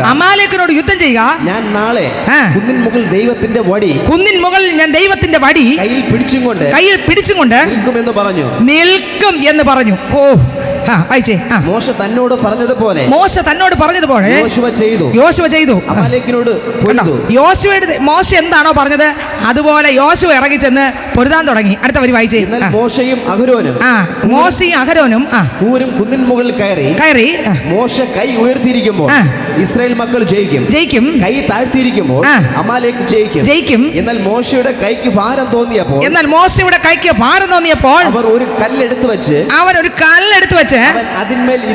അവൻ അതിന്മേൽ ഇരുന്നു. അഹരോനും ഹൂരും ഒരുത്തൻ ഇപ്പുറത്തും ഒരുത്തൻ അപ്പുറത്ത് നിന്ന് അവന്റെ കൈ എന്ത് ചെയ്തു? താങ്ങി. പ്രാർത്ഥനയില് ബലം, കൈ താങ്ങൽ. ഹല്ലേലൂയ. അവിടെ യുദ്ധക്കളത്തിൽ ജയിക്കണമെങ്കിൽ സ്തോത്രം എന്ത് വേണം? കര ഉയർന്നിരിക്കണം. മോശയുടെ കരം താഴുമ്പോൾ രണ്ടുപേർ രണ്ട് സൈഡിൽ നിന്ന് കര ഉയർത്തിക്കൊടുക്കും. അങ്ങനെ യോശുവ മുഴുവനും പരാജയപ്പെടുത്തി സ്തോത്ര യുദ്ധത്തിൽ ജയം പ്രാപിച്ചു. ഇന്ന് പകൽക്കാലം ഞാൻ പറയട്ടെ, പ്രാർത്ഥിക്കുന്നൊരു മകൻ വീട്ടിലുണ്ടോ? പ്രാർത്ഥിക്കുന്നൊരു മകൾ വീട്ടിലുണ്ടോ? നിന്റെ വീട്ടിനകത്ത് പ്രാർത്ഥിക്കുന്നൊരു ഭവനമാണോ?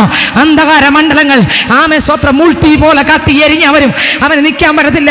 ഭവന തലങ്ങൾക്കകത്ത് പ്രാർത്ഥന ഉയരട്ടെ, ജീവിതത്തിനകത്ത് പ്രാർത്ഥന ഉയരട്ടെ, കുടുംബത്തിനകത്ത് പ്രാർത്ഥന ഉയരട്ടെ. നിന്റെ ഭവനത്തിനകത്ത് ഒരാളെങ്കിലും ശക്തിയോടെ പ്രാർത്ഥിക്കുന്ന ഒരാളുണ്ടെങ്കിൽ അന്ധകാര ശക്തിക്ക് ആ കാമ്പൗണ്ട് കടക്കാൻ കഴിയത്തില്ല. നീ ഒന്നിനെയും കുറിച്ച് വിചാരപ്പെടല്ലേ. മോശയെയും വിളിച്ചു വേർതിരിച്ചു. യുദ്ധക്കളത്തിൽ പോയപ്പോൾ മോശയെയും വിട്ടിട്ട് പോയെന്നല്ല, യുദ്ധക്കളത്തിൽ ജയത്തോടെ പുറത്തെടുക്കാൻ മോശയോട് കൂടെ ഇരുന്നു. യുദ്ധക്കളത്തിൽ ഇവിടെ വെച്ചിട്ട് എന്റെ ദൈവം അവരുടെ കയ്യിൽ ഏൽപ്പിച്ചു കൊടുത്തെന്നല്ല പറയുന്നത്. പിന്നെയോ എന്റെ ദൈവം അവയെ തകർത്ത് മോശയ്ക്ക് വിജയം കൊടുത്തു, യോശുവയ്ക്ക് വിജയം കൊടുത്തു. എന്നെ കേൾക്കുന്ന ദൈവത്തിന്റെ പൈതലെ, ക്രിസ്തു വിളിച്ചിറക്കിയിട്ടുണ്ടെങ്കിൽ ഒരുപക്ഷെ യുദ്ധത്തിലൂടെ പോകേണ്ടി വരും, പ്രശ്നത്തിലൂടെ പോകേണ്ടി വരും, പ്രതിസന്ധിയിലൂടെ പോകേണ്ടി വരും. പേടിക്കരുത്. ഈ യുദ്ധക്കളത്തിനകത്തും എന്നെ നിന്നെ കരുതുന്ന ഒരു ദൈവമുണ്ട്. ഈ യുദ്ധക്കളത്തിനകത്തും നമ്മെ താങ്ങുന്ന, നമ്മെ ബലപ്പെടുത്തുന്ന, നമ്മളെ വിളിച്ച ദൈവം വിശ്വസ്തനാണ്. പക്ഷെ പിന്മാറി അങ്ങോട്ടും ഇങ്ങോട്ടും അകന്ന് അവിടെ ഇവിടെയും നമ്മുടെ ഹൃദയം അകന്നു പോകരുത്. വായിക്കുമ്പോൾ 7-39 വാക്യം വായിക്കുമ്പോൾ ചിലപ്പോൾ അനേകര് പള്ളി വരുന്നു, ആരാധിക്കുന്നെങ്കിലും ഇന്നും അവരുടെ ഹൃദയം ഫറവോന്റെ കോട്ടയൊക്കെ ഇസ്രായേൽ ജനം വിട്ടു തിരിച്ചു വന്നു. പക്ഷെ ഇന്നും അവരുടെ സ്തോത്രം ഹൃദയം എവിടെ ഇരിക്കുക? ഫറവോന്റെ കൊട്ടാരത്തിനകത്ത് ഇരിക്കുക, പുറത്തും അകത്തും ഒക്കെ ഇരിക്കുക. ദൈവത്തിന് സ്തോത്രം. നിങ്ങൾക്ക് മനസ്സിലാകുന്നുണ്ടോ? ഹല്ലേലൂയ. അവിടെ വിട്ട് ഇറങ്ങിയതാണ്. എന്തോന്ന് പറഞ്ഞു? ഹല്ലേലൂയ. തപ്പെടുത്ത് പാടി ആരാധിച്ചു, നൃത്തം ചെയ്ത് ദൈവത്തെ സ്തുതിച്ചു. ഇനി ദൈവം മതിയെന്ന് പറഞ്ഞ് ഇറങ്ങി തിരിച്ചതാ. എന്നാൽ പ്രശ്നം വരുമ്പോഴെല്ലാം ഇവർ പിറുപിറുക്കാൻ തുടങ്ങും, പ്രതിസന്ധി വരുമ്പോഴെല്ലാം പിറുപിറുക്കാൻ തുടങ്ങും. കാരണം എന്താ? ജഡം ഇവിടെയെങ്കിലും, ശരീരം ഇവിടെയെങ്കിലും, അവരുടെ ഹൃദയം എവിടെ ഇരിക്കുക? അതുകൊണ്ട് ദൈവ സങ്കടത്തോടെ അപ്പോസ്തലപ്രവൃത്തിയുടെ പുസ്തകം 7-ാം അധ്യായം അതിന്റെ 39 വാക്യം വായിക്കുമ്പോൾ വായിച്ചേ. നമ്മുടെ പിതാക്കന്മാർ അവന് കീഴ്പ്പെടുവാൻ മനസ്സില്ലാതെ അവനെ തള്ളിക്കളഞ്ഞ് ഹൃദയം കൊണ്ട് മിസ്രയീമിലേക്ക് പിന്തിരിഞ്ഞു. ഹൃദയം കൊണ്ട് എവിടെ പോയി? രക്ഷിക്കപ്പെട്ട് മാനസാന്തരപ്പെട്ട് സ്നാനപ്പെട്ട് നമ്മൾ ഹൃദയം കൊണ്ട് തിരിയുന്നതുകൊണ്ടാണ് എവിടെ പോകുന്നത്? സപ്രം എടുക്കുമ്പോൾ അവിടെ ചെന്നിരിക്കുന്നതെന്ന് കണ്ടില്ലേ? സ്തോത്രം. അതാണ് അവിടെ ഇങ്ങനെയൊക്കെ പോകുന്നത്. 40 ദിവസം അവിടെ ചെന്നിരിക്കും. എവിടെ? എല്ലാം വിട്ടിട്ട് വന്നതാ. ഇപ്പോഴും വിട്ടിട്ട് വന്നെങ്കിലും ഹൃദയം എവിടെ ഇരിക്കുന്നു? പണ്ടത്തെ പോലെ അവിടെ ഇങ്ങനെയാണ് 40 ദിവസം അവിടെ ഒരു ഇതുണ്ട്. അപ്പോൾ ഉപ്പൊന്നും ഇടാതെ എല്ലാം വെച്ച് എല്ലാവരും ആഹാരം കഴിച്ചിട്ട് ബാക്കിയുള്ള എല്ലാവർക്കും അവിടെ കൊണ്ടുവച്ചിട്ട് ബാക്കിയുള്ള എല്ലാവർക്കും വിളമ്പി കൊടുക്കുകയാണ്. ഇതെല്ലാം നമുക്കറിയാം. എങ്കിലും ഇവിടെ ചെന്നിരിക്കുകയാണ്, ഇലയിട്ട് മുമ്പിൽ ചെന്നിരിക്കുകയാണ്. ഉപ്പ് നോക്കാത്ത ഞാൻ കഴിക്കാം. നീ രക്ഷിക്കപ്പെട്ട പൈതൽ, ഹൃദയം മിസ്രയീമിൽ പോകരുത്. ഹല്ലേലൂയ. നീ ക്രിസ്തുവിൻ്റെ മകനാണോ മകളാണോ? കല്യാണത്തിന് പോകേണ്ടതല്ല, ആരെങ്കിലും എന്തിനും സംഭവിച്ചാൽ അവിടെ പോകേണ്ടതല്ല, പോകണം. പക്ഷെ അവരുടെ പൂജയും മന്ത്രങ്ങളിലും തന്ത്രങ്ങളിലൊന്നും നമ്മൾ പോകേണ്ടവരല്ല. സ്തോത്രം. ഹല്ലേലൂയ. കാരണം എന്താ? ഇവിടെയാണ് നിൽക്കുന്നതെങ്കിലും ഹൃദയം ഫറവോൻ്റെ അവിടെ കിടക്കുകയാ. ഇപ്പോഴിവിടെ കിടക്കുകയാണ് ഹൃദയം അവിടെ. ആട് പള്ളിക്കകത്ത്, പെന്തക്കോസ് പള്ളിക്കകത്ത് സ്നാനപ്പെട്ട് കർത്താവിനെ ആരാധിക്കുന്നത് പെന്തക്കോസ് പള്ളിക്കകത്താണ് ആള്. പക്ഷെ ഹൃദയം എവിടെ കിടക്കുന്നു? എവിടെ ഒരു ആചാരം ഉണ്ടെങ്കിലും പണ്ടത്തെ ആചാരത്തിൽ അവിടെ ചെന്നിരിക്കും. എവിടെ? ഇന്ന് 11 മണിക്കാണ് അവിടെ കാണിച്ചിട്ട് അവിടെ ഒന്ന് പോകാം, പോയി ചെന്നൊന്ന് ഇരുന്ന് സംസാരിച്ച് കുറച്ച് ആൾക്കാരെയൊക്കെ ഒന്ന് കാണാനുണ്ട്. അവിടെ വെച്ചാണ് എനിക്ക് കുറച്ച് ആൾക്കാരെ. കാരണം എന്താ? ശരീരം എല്ലാം എവിടെ ഇരിക്കുന്നു? പെന്തക്കോസ് പള്ളിക്കകത്ത്. ഹൃദയം എല്ലാം എവിടെ ഇരിക്കുന്നു? എവിടെ ഇരിക്കുന്നു? അവിടെ. പണ്ട് നമ്മൾ ചെയ്തു വന്ന എല്ലായിടത്തും ഇരിക്കുക ഹൃദയം. അപ്പം അവിടെ പോകാതിരിക്കാൻ പറ്റത്തില്ല. കാരണം നമ്മൾ യഥാർത്ഥമായിട്ട് മടങ്ങി വന്നിട്ടില്ല സഹോദരങ്ങളെ. അതാണ് പല സ്വഭാവങ്ങളും വീണ്ടും വീണ്ടും കളഞ്ഞതായിരിക്കണം. എൻ്റെ അപ്പന് വേണ്ടി ഇറങ്ങിയോ, കളഞ്ഞത് ഉപേക്ഷിച്ചതായിരിക്കണം. വിട്ടതായിരിക്കണം. വീണ്ടും ചെന്ന് 3 മെഴുകുതിരിയും വെച്ചോണ്ട് നിൽക്കരുത്. ഹല്ലേലൂയ. എന്താണ് മെഴുകുതിരി വെച്ചോണ്ട് നിൽക്കാൻ കാര്യം? എന്താണ് മെഴുകുതിരി വെച്ചോണ്ട് നിൽക്കുന്ന കാര്യം? ശരീരം പെന്തക്കോസ് പള്ളിക്കകത്താണ്, ഹൃദയം എവിടെ ഇരിക്കുക? അവിടെ ഇരിക്കുക. കണ്ടോ? രണ്ടിടത്ത് നിൽക്കുക. മെഴുകുതിരി നിൽക്കുകയാണ്, സാമ്പ്രാണത്തിൽ നിൽക്കുകയാണ്, ഹാരത്തിൽ നിൽക്കുകയാണ്, പിന്നെ വിഗ്രഹത്തെ സേവിക്കുന്നതിൽ നിൽക്കുകയാണ്. പിന്നെ ശരീരം എവിടെ ഇരിക്കുക? രക്ഷിക്കപ്പെട്ട് സ്നാനപ്പെട്ടെന്ന് പറഞ്ഞ് പെന്തക്കോസ് പള്ളിക്കകത്ത് ഇരിക്കുന്നു. ദൈവം എങ്ങനെ പ്രസാദിക്കും? നോക്കി ഒന്നുകൂടെ വായിച്ചേ. നമ്മുടെ പിതാക്കന്മാർ അവന് കീഴ്പ്പെടുവാൻ മനസ്സില്ലാതെ അവനെ തള്ളിക്കളഞ്ഞ് ഹൃദയം കൊണ്ട് മിസ്രൈമിലേക്ക് പിന്തിരിഞ്ഞു. ഹൃദയം കൊണ്ട് മിസ്രൈമിലേക്ക് എന്ത് ചെയ്തു? ഹൃദയം കൊണ്ട് പിന്തിരിഞ്ഞു. അടുത്ത വരി. അഹരോനോട് ഞങ്ങൾക്ക് മുമ്പായി നടപ്പാൻ ദൈവങ്ങളെ ഉണ്ടാക്കി തരിക, ഞങ്ങളെ മിസ്രൈമിൽ നിന്ന് നടത്തിക്കൊണ്ടുവന്ന ആ മോശയ്ക്ക് എന്തോ സംഭവിച്ചു എന്ന് ഞങ്ങൾ അറിയുന്നില്ലല്ലോ എന്ന് പറഞ്ഞു. ദൈവം എൻ്റെ കൃപ നിനക്ക് മതിയെന്ന് അപ്പോസ്തലനെ വിളിച്ച് വേർതിരിച്ചു. അയാൾ അന്ത്യം വരെ പുറകോട്ട് തിരിഞ്ഞില്ല, ഒന്നിലും തിരിഞ്ഞില്ല. ഹൃദയത്തിനകത്തും വന്നില്ല, ശരീരത്തിലും പാവം വരാതെ കർത്താവിൻ്റെ കൃപയിൽ ഓരോ ദിവസവും നിറഞ്ഞ അവസാനം വരെ ജീവിച്ചു. മോശയെ നോക്കിയേ. ഇടയ്ക്കിടയ്ക്കൊക്കെ പ്രതിസന്ധി ഉണ്ടായെങ്കിലും ദൈവം അവിടെ നിന്നെല്ലാം രക്ഷിച്ച് അവസാനം വരെ ദൈവം എന്ത് ചെയ്തു? മോശയെ കരുതി. ദൈവത്തിന് സ്തോത്രം. എന്നാൽ ഒരു കൂട്ടം ഇസ്രായേൽ മക്കൾ, മടങ്ങി വന്ന ഇസ്രായേൽ മക്കൾ നോക്കിയേ, പിറുപിറുത്ത് അപ്പോഴപ്പോഴാ പ്രശ്നം വരുമ്പോഴും മതിയായിരുന്നു, അവിടെ കിടന്നാൽ മതിയായിരുന്നു, മര്യാദയ്ക്ക് അവിടെ കിടന്നപ്പോൾ ഇതൊക്കെ ഉണ്ടായിരുന്നു, അതുണ്ടായിരുന്നു, ചിറ്റുള്ളി ഉണ്ടായിരുന്നു, ഇതുണ്ടായിരുന്നു, അതുണ്ടായിരുന്നു എന്നൊക്കെ പറഞ്ഞ് അങ്ങോട്ടും ഇങ്ങോട്ടും സംസാരിക്കും ഇല്ലേ? എനിക്ക് അങ്ങനെ കിടന്നാൽ മതിയായിരുന്നു, എല്ലാം ചെയ്യാമായിരുന്നു എന്നൊക്കെ പറഞ്ഞു. ഞാൻ ഒരു ദിവസം ഒരു കുഞ്ഞിനോട് ചോദിച്ചു, മക്കളെ, നീ കർത്താവിനെ ആരാധിക്കാൻ, സത്യത്തിൽ ആത്മാവിൽ ആരാധിക്കുന്ന സഭയിൽ വന്നത് തെറ്റായി പോയെന്ന് നിനക്ക് തോന്നുന്നുണ്ടോ എന്ന് ചോദിച്ചു. കാരണം അവളുടെ പ്രായം അതാണ്. അവൾ ഈ ലോകത്തോട് എന്തൊക്കെ ചെയ്തിട്ടെന്ന് നിൽക്കുന്ന പ്രായമായിരിക്കും ഒരു പക്ഷേ. അവരുടെ മനസ്സെങ്ങനെയാണെന്ന് എനിക്ക് അറിഞ്ഞുകൂടാ, കർത്താവ് കാണിച്ചു തന്നില്ല. എങ്കിലും ഞാൻ ചോദിച്ചു, രക്ഷിക്കപ്പെട്ടു, സ്നാനപ്പെട്ടു, ഇനി ഈ പള്ളിയിൽ ആരാധനയ്ക്കൊക്കെ വന്നിട്ട് എനിക്ക് എങ്ങനെ ചെയ്യാൻ പറ്റുള്ളൂ, ഇങ്ങനെ വന്ന് പെട്ടുപോയല്ലോ, അങ്ങനെ വല്ലതും ചിന്തയുണ്ടോ എന്ന് ചോദിച്ചു ഞാൻ. എന്താ കാര്യം? ചിലരൊക്കെ പെട്ടുപോയല്ലെന്നാണ് ഇരിക്കുന്നത്. ഞാൻ പെട്ടുപോയല്ലോ ദൈവമേ, എന്ത് ചെയ്യാൻ, വന്ന് പെട്ടുപോയി. ഞാൻ പറയാം, സ്വർഗത്തിൽ ചെല്ലുമ്പോഴാണ് മനസ്സിലാകുന്നത് ഇവിടെ വന്ന് പെട്ടതിൻ്റെ വില. മനസ്സിലായോ?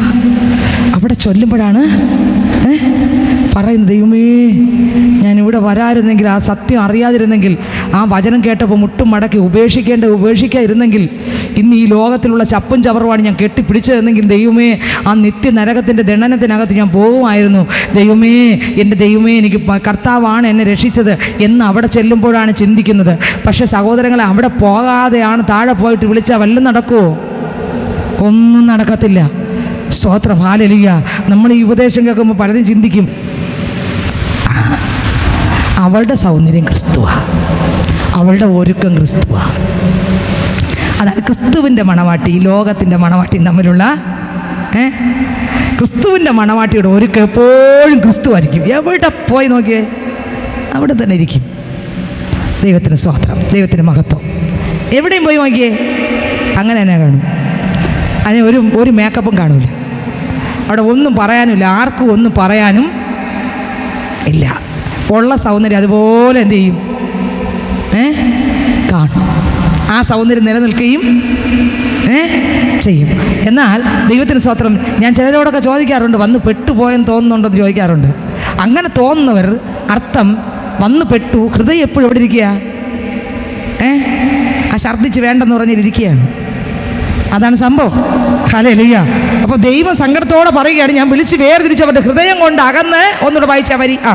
നമ്മുടെ പിതാക്കന്മാർ അവന് കീഴ്പ്പെടുവാൻ മനസ്സില്ലാതെ അവനെ തള്ളിക്കളഞ്ഞ് ഹൃദയം കൊണ്ട് മിസ്രൈമിലേക്ക് പിന്തിരിഞ്ഞു. സംഖ്യാപുസ്തകം 14 വായിച്ചേ. ഹൃദയം കൊണ്ട് മിസ്രൈമിലേക്ക് എന്ത് ചെയ്തു? പിന്തിരിഞ്ഞു. ഹൃദയം മിസ്രൈമിൽ ഇരിക്കുകയാണ്. ഇന്ന് കർത്താവിന് വേണ്ടി ഇറങ്ങി തിരിച്ച മകനെ, മകളെ, നമ്മുടെ ഹൃദയം ക്രിസ്തുവിലിരിക്കണം. ഹൃദയത്തിനകത്ത് ക്രിസ്തു ഇരിക്കണം. ദൈവത്തിന് ഇഷ്ടമല്ലാത്ത നമുക്ക് വേണ്ട. ദൈവത്തിന് ഇഷ്ടമല്ലാത്ത യാത്ര വേണ്ട.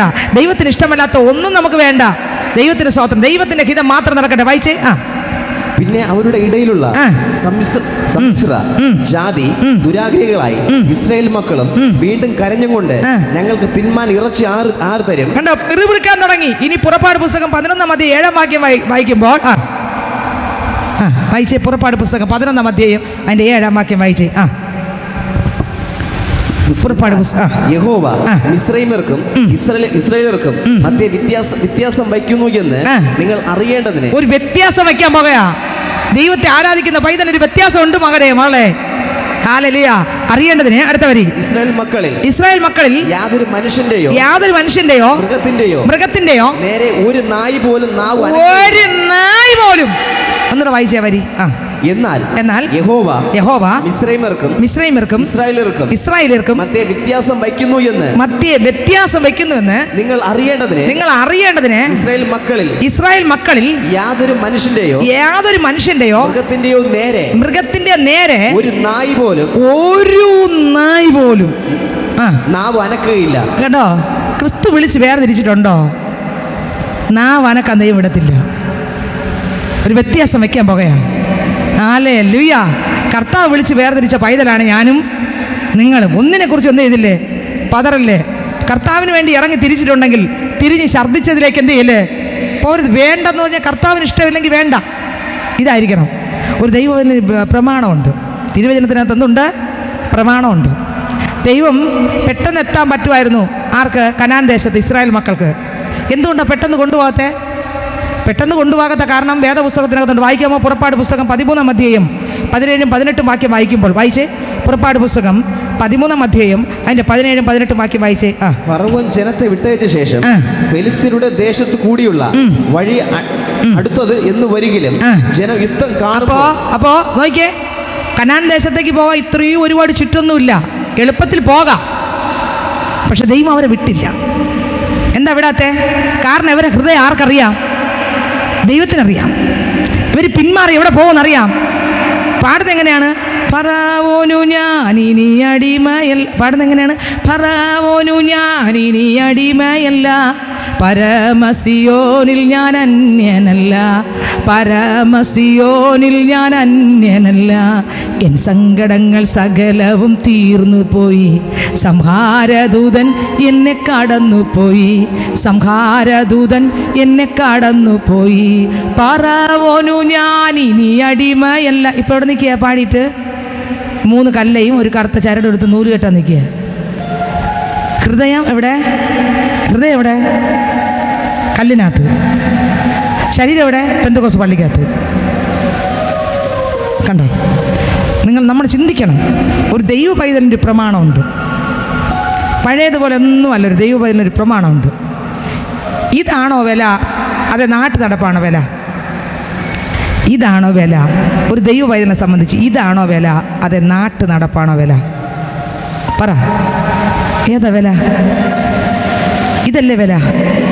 പക്ഷെ നമ്മൾ നടക്കുന്ന ആരുടെ നടപ്പാ? ആൾക്കാരെന്ത് ചെയ്യുന്നുണ്ട്? പക്ഷെ ക്രിസ്തുവിലോട്ട് വരുമ്പോൾ നമ്മൾ ഏത് നടപ്പിൽ വരണം? ഇതിൽ വരണം. ഇതാണ് വേർപാട്. നമുക്ക് മനസ്സിലാവുന്നുണ്ടെന്ന് എനിക്കറിഞ്ഞൂടാ. അല്ലെങ്കിൽ നമ്മൾ എല്ലാത്തിൻ്റെ കൂട്ടത്തിൽ ചെന്നേക്കും. എവിടെ നോക്കുമ്പോഴും കാണാം, ഏതിനകത്തും കാണാം, ഏതിനകത്തും ചെന്നേക്കും. നമ്മൾ അതിനകത്ത് നിൽക്കേണ്ടവരല്ല. നമ്മൾ പണ്ട് അങ്ങനെയായിരുന്നു. ഇപ്പോൾ അവിടെ നിന്ന് എടുത്ത് ക്രിസ്തുവിൻ്റെ അടുക്കൽ ഇരുത്തിയിരിക്കുക. എവിടെ കിടക്കുന്നു? എഫേസ്യരുടെ ലേഖനം 2 അധ്യായം വായിച്ചേ. അവൻ ഉയർപ്പിച്ച് ഇപ്പോൾ എവിടെ ഇരുത്തിയിരിക്കുന്നു? വായിച്ചേ. എഫേസ്യരുടെ ലേഖനം 2 അധ്യായം വായിച്ചേ. അതിക്രമങ്ങളാലും പാപങ്ങളാലും മരിച്ചവരായിരുന്ന നിങ്ങളെയും അവൻ ഉയർപ്പിച്ച് അവയിൽ നിങ്ങൾ മുമ്പേ ഈ ലോകത്തിന്റെ കാലഗതിയെയും ആകാശത്തിലെ അധികാരത്തിനും അനുസരണക്കേടിന്റെ മക്കളിൽ ഇപ്പോൾ വ്യാപരിക്കുന്ന ആത്മാവിനും അധിപതിയായവനെയും അനുസരിച്ച് നടന്നു.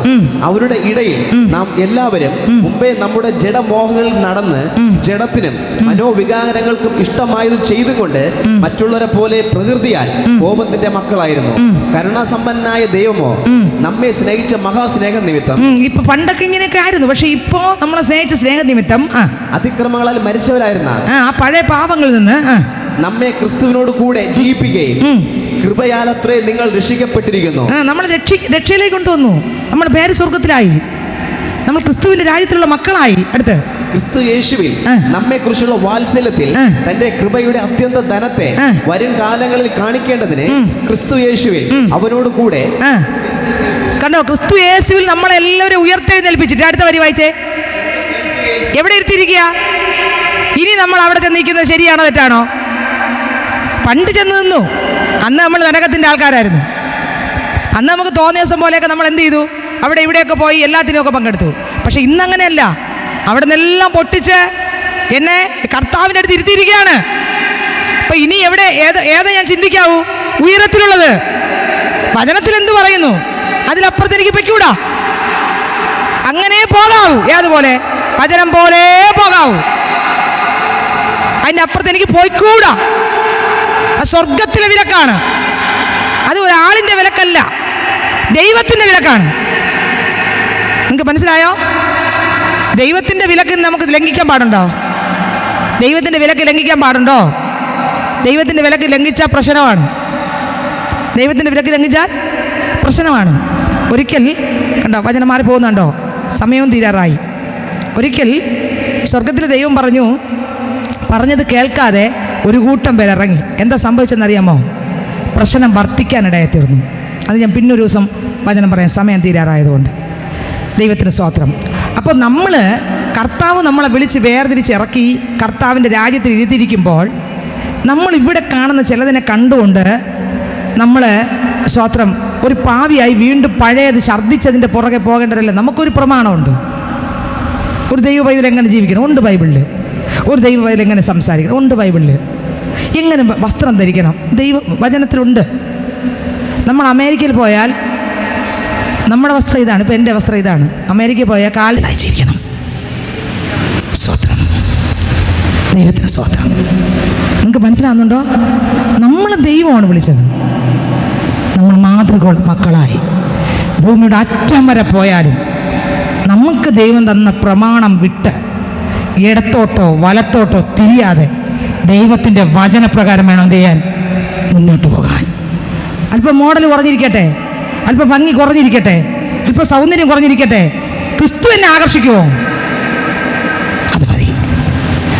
അല്പം ഭംഗി കുറഞ്ഞിരിക്കട്ടെ, അല്പം മേക്കപ്പ് ഇട്ടില്ല, അയ്യോ ആ കല്യാണ പെണ്ണ് അല്പം മേക്കപ്പ് ഇട്ടില്ല, അല്പം കുറഞ്ഞു, കളർ കുറഞ്ഞു, അവനിഷ്ടപ്പെട്ടാൽ മതി. അവനിഷ്ടപ്പെട്ടിട്ടല്ലേ ഉറപ്പിച്ചത്? അവനിഷ്ടപ്പെട്ടാൽ മതി. നോക്കിയേ, കർത്താവാകുന്ന യേശുവിൻ്റെ മണവാട്ടിയാണ് ആര്? നമ്മൾ. ദൈവഹിതമല്ലാത്ത, ഞാൻ പറഞ്ഞ എല്ലാം അങ്ങനെ വിലക്ക് അങ്ങനെയല്ല, ദൈവഹിതമല്ലാത്ത ഒന്നും നമ്മുടെ ജീവിതത്തിനകത്ത് പാടില്ല സഹോദരങ്ങളെ. ക്രിസ്തു യേശുവിൽ നിറയുക, കർത്താവിൻ്റെ സ്വഭാവത്തിൽ നിറയുക, ഉപേക്ഷിച്ചതെല്ലാം ഉപേക്ഷിക്കുക, പാപത്തെ വലിച്ചെറിയുക, പകയും വിരോധവും വിദ്വേഷവും അകത്തും പുറത്തും നമ്മൾ വിശുദ്ധരായി മാറുക. കർത്താവ് വിളിച്ചിട്ടുണ്ടെങ്കിൽ അന്ത്യം വരെ നടത്താൻ ദൈവം മതിയായവനാണ്. പൗലോസ് അപ്പോസ്തലനെ വിളിച്ചു, കർത്താവ് പറഞ്ഞു, എൻ്റെ കൃപ നിനക്ക് മതി, എൻ്റെ കൃപ ബലഹീനതകൾ തികഞ്ഞു വരുന്നതാണ്, എൻ്റെ കൃപ നിന്റെ കൂടെ ഉണ്ട്, നീ ധൈര്യത്തോടെ മുന്നോട്ട് പോ, ഈ പ്രശ്നത്തെ ജയിച്ച്, ഈ പ്രതിസന്ധി ജയിച്ച്, ഈ പ്രതികൂലങ്ങളെ ജയിക്കാൻ എൻ്റെ കൃപ മതി. അപ്പോസ്തലൻ അതുപോലെ ഇറങ്ങി തിരിച്ചു, തളർന്നു പോയില്ല ഒരിടത്തും. അന്ത്യം വരെ ദൈവം നടത്തി. മോശയെ ദൈവം വിളിച്ചു, തളർന്നു പോയില്ല, അന്ത്യം വരെ ദൈവം നടത്തി. പഴയ നിയമ വിശുദ്ധന്മാരെയും പുതിയ നിയമ വിശുദ്ധന്മാരെയും ഒരുപോലെ ദൈവം വിളിച്ചു. അവരാരും തളർന്നു പോയില്ല. അവരൊരിടത്തും ദൈവ ശബ്ദം കേൾക്കാതെ മറുത്തുപോയില്ല. ദൈവ ശബ്ദം കേട്ട് ദൈവത്തിൻ്റെ വചനപ്രകാരം നമ്മൾ മുന്നോട്ട് പോകുമ്പോൾ പ്രിയരെ, കർത്താവ് പറഞ്ഞു, എൻ്റെ കൃപ നിനക്ക് മതി. മോശ പറഞ്ഞു, ഞാൻ നിന്റെ കൂടെ ഇരിക്കും. സ്തോത്രം. അപ്പോസ്തലനോട് പറഞ്ഞു, എൻ്റെ കൃപ നിനക്ക് മതി, ബലഹീനതകൾ അത് തികഞ്ഞു വരും, പ്രയാസങ്ങളുണ്ട്, പ്രശ്നങ്ങളുണ്ട്, പ്രതിസന്ധി ഉണ്ട്, ഒരിടത്തും പേടിച്ചു പോകല്, ഒരിടത്തും പ്രയാസപ്പെട്ടു പോകല്. അതുകൊണ്ട് സ്വോത്രം ഇസ്രായേൽ മക്കളെ സ്വോത്രം പെട്ടെന്ന് എളുപ്പമുള്ള വഴി ഉണ്ടായിരുന്നു, കൊണ്ടുപോകാത്ത കാര്യം എന്തെന്നറിയാമോ? സ്വോത്രം ഇവർ പിന്മാറും ദൈവത്തിനറിയാം. 2 കാരണങ്ങളാണ് സ്വോത്രം, 2 കാരണങ്ങളാണ് കൊണ്ടുപോകാത്ത കാരണം. വായിച്ചേ, അവരിവിടെ വായിച്ച് നമ്മൾ പ്രാർത്ഥിക്കാൻ പോകുന്നത്. വായിച്ചേ. ജനം യുദ്ധം കാണുമ്പോൾ പക്ഷെ അനുദപിച്ച് ഇസ്രായേലിലേക്ക് മടങ്ങി പോകുമെന്ന് വെച്ച് ദൈവം അവരെ അതിലെ കൊണ്ടുപോയില്ല. ചെങ്കടൽ അരികെയുള്ള മരുഭൂമിയിൽ കൂടി ദൈവം ജനത്തെ ചുറ്റി നടത്തി. എന്തുകൊണ്ടാണ് അവിടെ കൂടെ കൊണ്ടുപോകാത്തത്? സ്വത്രം മല്ലനായ ഗോലിയൊത്തും പാർട്ടിയുള്ള ദേശങ്ങളാ. 2 സ്ഥലത്ത് രാജവീതിയുടെ 2 സ്ഥലത്ത് ആരുണ്ട്? മല്ലന്മാരുണ്ട്. ഇവരങ്ങോട്ട് പോകുമ്പോൾ ഫറവോന് ഞാൻ ഇനി അടിമയല്ല, പരമസിയോന് ഞാൻ അന്യനല്ലെന്ന് പറഞ്ഞ് പാടിയാണ് ഇവര് ഇസ്രായേൽ മക്കൾ അങ്ങോട്ട് പോകുന്നു. ലവന്മാർ 2 വശത്തുണ്ട്. ആരുണ്ട്? മല്ലന്മാര്. വായിച്ചേ, ഒന്നുകൂടെ വായിച്ചേ. ജനം യുദ്ധം കാണുമ്പോൾ പക്ഷെ അനുദപിച്ച് മിസ്രൈമിലേക്ക് മടങ്ങി പോകുമെന്ന് വെച്ച് ദൈവം അവരെ അതിലെ കൊണ്ടുപോയില്ല. ചെങ്കടൽ അരികെയുള്ള രാജവീതിയുടെ 2 വശത്ത് ഫെലിസ്ത്യരുണ്ട്. 1 ശമൂവേലിന്റെ പുസ്തകത്തിൽ 17-ാം അധ്യായത്തിന് അറിയാം നമുക്ക് ഫെലിസ്ത്യന്മാർ എങ്ങനെയാണ് നിൽക്കുന്നതെന്ന്. സ്തോത്രം. മല്ലനായ ഗോലിയോത്ത് എങ്ങനെയാണ് വന്ന് ദാവീദിന്റെ അടുക്കൽ നിന്നതെന്നും ദാവീദ് എങ്ങനെയാണ് മല്ലന്റെ മുൻപിൽ നിന്നതെന്നും വ്യക്തമായിട്ട് അറിയാം. മല്ലന്മാരുടെ നേടണമെങ്കിൽ ആത്മയുദ്ധം ചെയ്യുന്ന പൈതലായിരിക്കണം. ഹല്ലേലൂയ. ചില മല്ലന്മാർ കീഴടങ്ങും. എങ്ങനെ? ആത്മയുദ്ധം, പ്രാർത്ഥനയുള്ള പൈതലിൻ്റെ മുമ്പിൽ പിശാച് കീഴടങ്ങും. ഹല്ലേലൂയ. ദൈവത്തിന് സ്തോത്രം. അവനെ തകർക്കാൻ മല്ലൻ ചാടി ഇറങ്ങി. ദൈവത്തിനറിയാം പ്രാർത്ഥിക്കുന്ന മക്കളുടെ മുമ്പിൽ മല്ലന്മാർ കീഴടങ്ങും. എന്നാൽ ഫറവോന് ഞാനിനി അടിമയല്ലെന്ന് പറഞ്ഞ് പാടി പോകുന്നവരുടെ ഹൃദയം എവിടെ ഇരിക്കുക? കൊട്ടാരത്തിനകത്തിരിക്കുക. അവരിവിടെ കൂടെ പോകും. ഇവിടെ കൂടെ ദൈവം വിട്ടുകഴിഞ്ഞാൽ ഈ മല്ലന്മാരെ കാണുമ്പോൾ അതോടും കൂടെ തിരിച്ചവിടെ പോകും. ഹൃദയം മാത്രമാണ് അവിടെ ഇരിക്കുന്നത്. ഇപ്പം ആളും കൂടെ അങ്ങ് പോകും. അതുകൊണ്ട് ദൈവം ഒന്നാമത് അവരവിടെ കൂടെ വിട്ടില്ല. ഒന്നുകൂടെ വായിച്ചേ വരി. ഫറവോൻ ജനത്തെ വിട്ടതിന് ശേഷം ഫെലിസ്ത്യരുടെ ദേശത്തോട് കൂടിയുള്ള വഴി അടുത്തത് എന്ന് വരികിലും ജന യുദ്ധം കാണുമ്പോൾ പക്ഷെ അനുദപിച്ച് മിസ്രൈമിലേക്ക് മടങ്ങി പോകുമെന്ന് വെച്ച് ദൈവം അവരെ അതിലെ കൊണ്ടുപോയില്ല. സ്തോത്രം.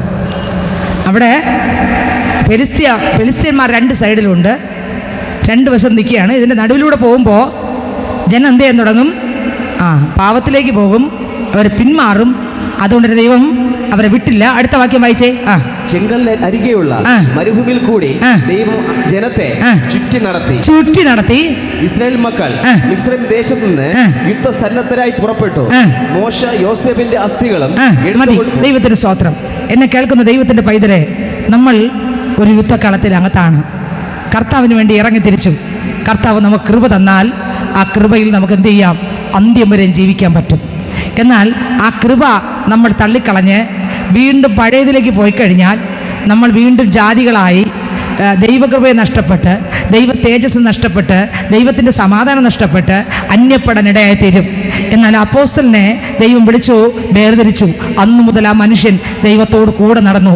ഒരു ദിവസം ആ മനുഷ്യൻ പ്രാർത്ഥിച്ചു, കർത്താവേ എൻ്റെ ഈ പ്രശ്നം മാറ്റിത്തരണമെന്ന് 3 വട്ടം ആ മനുഷ്യൻ പ്രാർത്ഥിച്ചു. എന്നാൽ എൻ്റെ ദൈവം ആ മനുഷ്യനോട് പറഞ്ഞു, സ്തോത്രം, പ്രശ്നം മാറ്റിയെന്നല്ല, എൻ്റെ കൃപ നിനക്ക് മതി. എൻ്റെ കൃപ ബലഹീനതകളിൽ തികഞ്ഞു വരുന്നു. ആ വായിച്ച വചനത്തിലേക്ക് വന്നേ, 12-ാം അധ്യായത്തിലേക്ക് വന്നേ. കൊരിന്ത്യർക്ക് ലേഖനം 12-ാം അധ്യായം വായിച്ചേ. ഹല്ലേലൂയ. എൻ്റെ കൃപ നിനക്ക് മതി. വായിച്ചേ. അത് എന്നെ വിട്ട് നീങ്ങേണ്ടതിന് ഞാൻ 3 വട്ടം കർത്താവിനോട് അപേക്ഷിച്ചു. അവൻ എന്നോട് എൻ്റെ കൃപ നിനക്ക് മതി.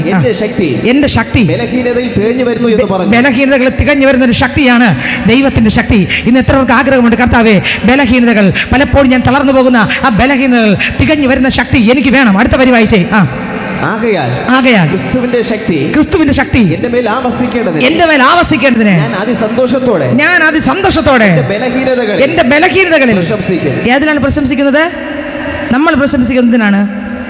ഈ ഭൂമിയിൽ നശിച്ചു പോകുന്ന നേട്ടങ്ങൾ കിട്ടുമ്പോൾ നമ്മൾ ഭയങ്കര പ്രശംസയാണ്. പക്ഷെ അപ്പോസ്തലൻ പ്രശംസിക്കുന്ന എന്തിലാണ്? ഒന്നുകൂടെ വായിച്ചേ. ക്രിസ്തുവിന്റെ ശക്തി എന്റെ മേൽ ആവസിക്കേണ്ടതിന് ഞാൻ അതിസന്തോഷത്തോടെ ക്രിസ്തുവിന്റെ ശക്തി എന്റെ മേൽ ആവസിക്കേണ്ടതിന് ഞാൻ അതിസന്തോഷത്തോടെ എന്റെ ബലഹീനതകളിലാണ് പ്രശംസ. അടുത്ത് അതുകൊണ്ട് ഞാൻ ക്രിസ്തുവിന് വേണ്ടി ബലഹീനത, കയ്യേറ്റം, ബുദ്ധിമുട്ട്, ഉപദ്രവം, ഞെരുക്കം എന്നിവ സഹിപ്പാൻ ഇഷ്ടപ്പെടുന്നു. ബലഹീനനായിരിക്കുമ്പോൾ തന്നെ ഞാൻ ശക്തനാണ്. കാരണം എന്താ? ആ കൃപയുണ്ട്. ബലഹീനരായിരിക്കുമ്പോൾ തന്നെ ശക്തൻ. ഇന്നിനകത്ത് വന്ന പൈതലെ വ്യത്യസ്തമായ നിലവാരത്തിലായിരിക്കും ഈ ആലയത്തിനകത്ത് കടന്നു വന്നത്. പേടിക്കണ്ട. ധൈര്യത്തോടെ പറ, എൻ്റെ കർത്താവ് എനിക്കുണ്ട്, എൻ്റെ ദൈവം എനിക്കുണ്ട്, എന്നെ വിളിച്ച ദൈവം വിശ്വസ്തനാണ്. സ്തോത്രം. കർത്താവ് എനിക്ക് എൻ്റെ മേൽ കൃപയെ തന്നിട്ടുണ്ട്. ആ കൃപയാൽ എന്നെ അന്ത്യം വരെ നടത്തുവാൻ മതിയായവനാണ്. ഒന്നിലും പതറിപ്പോകല്. ശത്രു പറയും പിന്തുടരും, പിടിക്കും, കൊള്ള പങ്കിടുമെന്ന് പറയുമ്പോൾ ധൈര്യത്തോടെ പറ, ഇല്ല, എന്നെ വിളിച്ച ദൈവമാണ്. പിന്തുടരാനോ കൊള്ള പങ്കിടാനോ എന്നെ തകർക്കാനോ നിനക്ക് കഴിയത്തില്ല. എന്നെ പിടിക്കാൻ കഴിയത്തില്ല. എനിക്കെതിരെ ഒരു ശക്തിക്കും നിൽക്കാൻ കഴിയത്തില്ല. കാരണം എന്നെ വിളിച്ചത് ദൈവം വിശ്വസ്തനത്രേ. വഴിയിൽ വിട്ടിട്ട് പോകുന്ന ദൈവമല്ല. അപ്പോസ്തലന്മാരെ നടത്തിയ ദൈവം, പഴയ നിയമ വിശുദ്ധന്മാരെ നടത്തിയ ദൈവം ഇന്ന് നമ്മുടെ ആലയത്തിനകത്ത് വന്നിട്ടുണ്ട്. നമ്മുടെ നിലവിളി അറിയുന്ന ഒരു ദൈവം, ഹൃദയം അറിയുന്ന ദൈവം, വേദന അറിയുന്ന ദൈവം, കർത്താവിന്റെ രക്തത്താൽ വീണ്ടെടുക്കപ്പെട്ട് കർത്താവിന്റെ രാജ്യത്തിൽ നമ്മൾ ആക്കിയിരിക്കുമ്പോൾ നമ്മളിനി അന്യരും പരദേശിയുമല്ല, ദൈവത്തിന്റെ ഭവനക്കാരാണ്. ക്രിസ്തുവിന്റെ ഭവനക്കാരെന്നുള്ള ബോധത്തോടെ വേണം നമ്മളെല്ലാവരും എന്ത് ചെയ്യാൻ? ക്രിസ്തുവിനായിട്ട് ജീവിക്കാൻ. ക്രിസ്തുവിൻ്റെ വചനപ്രകാരം നമ്മൾ വചനം എന്ത് പറയുന്നു അതുപോലെ നമ്മൾ ജീവിക്കുവാൻ ദൈവം നമ്മളെക്കുറിച്ച് ആഗ്രഹിക്കുന്ന സ്നേഹിതരെ. ഇന്ന് ഈ വചന ആഴമേറിയ തിരുവചനങ്ങൾ നമ്മൾ കേട്ടുകൊണ്ടിരുന്നു. ഒന്നിനെക്കുറിച്ചും പതറല്ല. കർത്താവിൻ്റെ കൃപ നമുക്ക് മതി. എൻ്റെ കൃപ നിനക്ക് മതി. എൻ്റെ ശക്തി ബലഹീനതകൾ തികഞ്ഞു വരുന്നു. ആ ശക്തി പ്രാപിച്ച് ഓരോ സെക്കൻഡ് മുന്നോട്ട് പോകാൻ പരിശുദ്ധാത്മാവ് നമ്മളെല്ലാവരും സഹായിക്കട്ടെ. ആ യേശു ക്രിസ്തു നമ്മുടെ കൂടെയുണ്ട്. ഇന്നലെ ഇന്നും എന്നേക്കും അനന്യനാകുന്ന കർത്താവ്, കൈവിടാത്ത ദൈവം നമ്മുടെ അടുത്തുണ്ട്.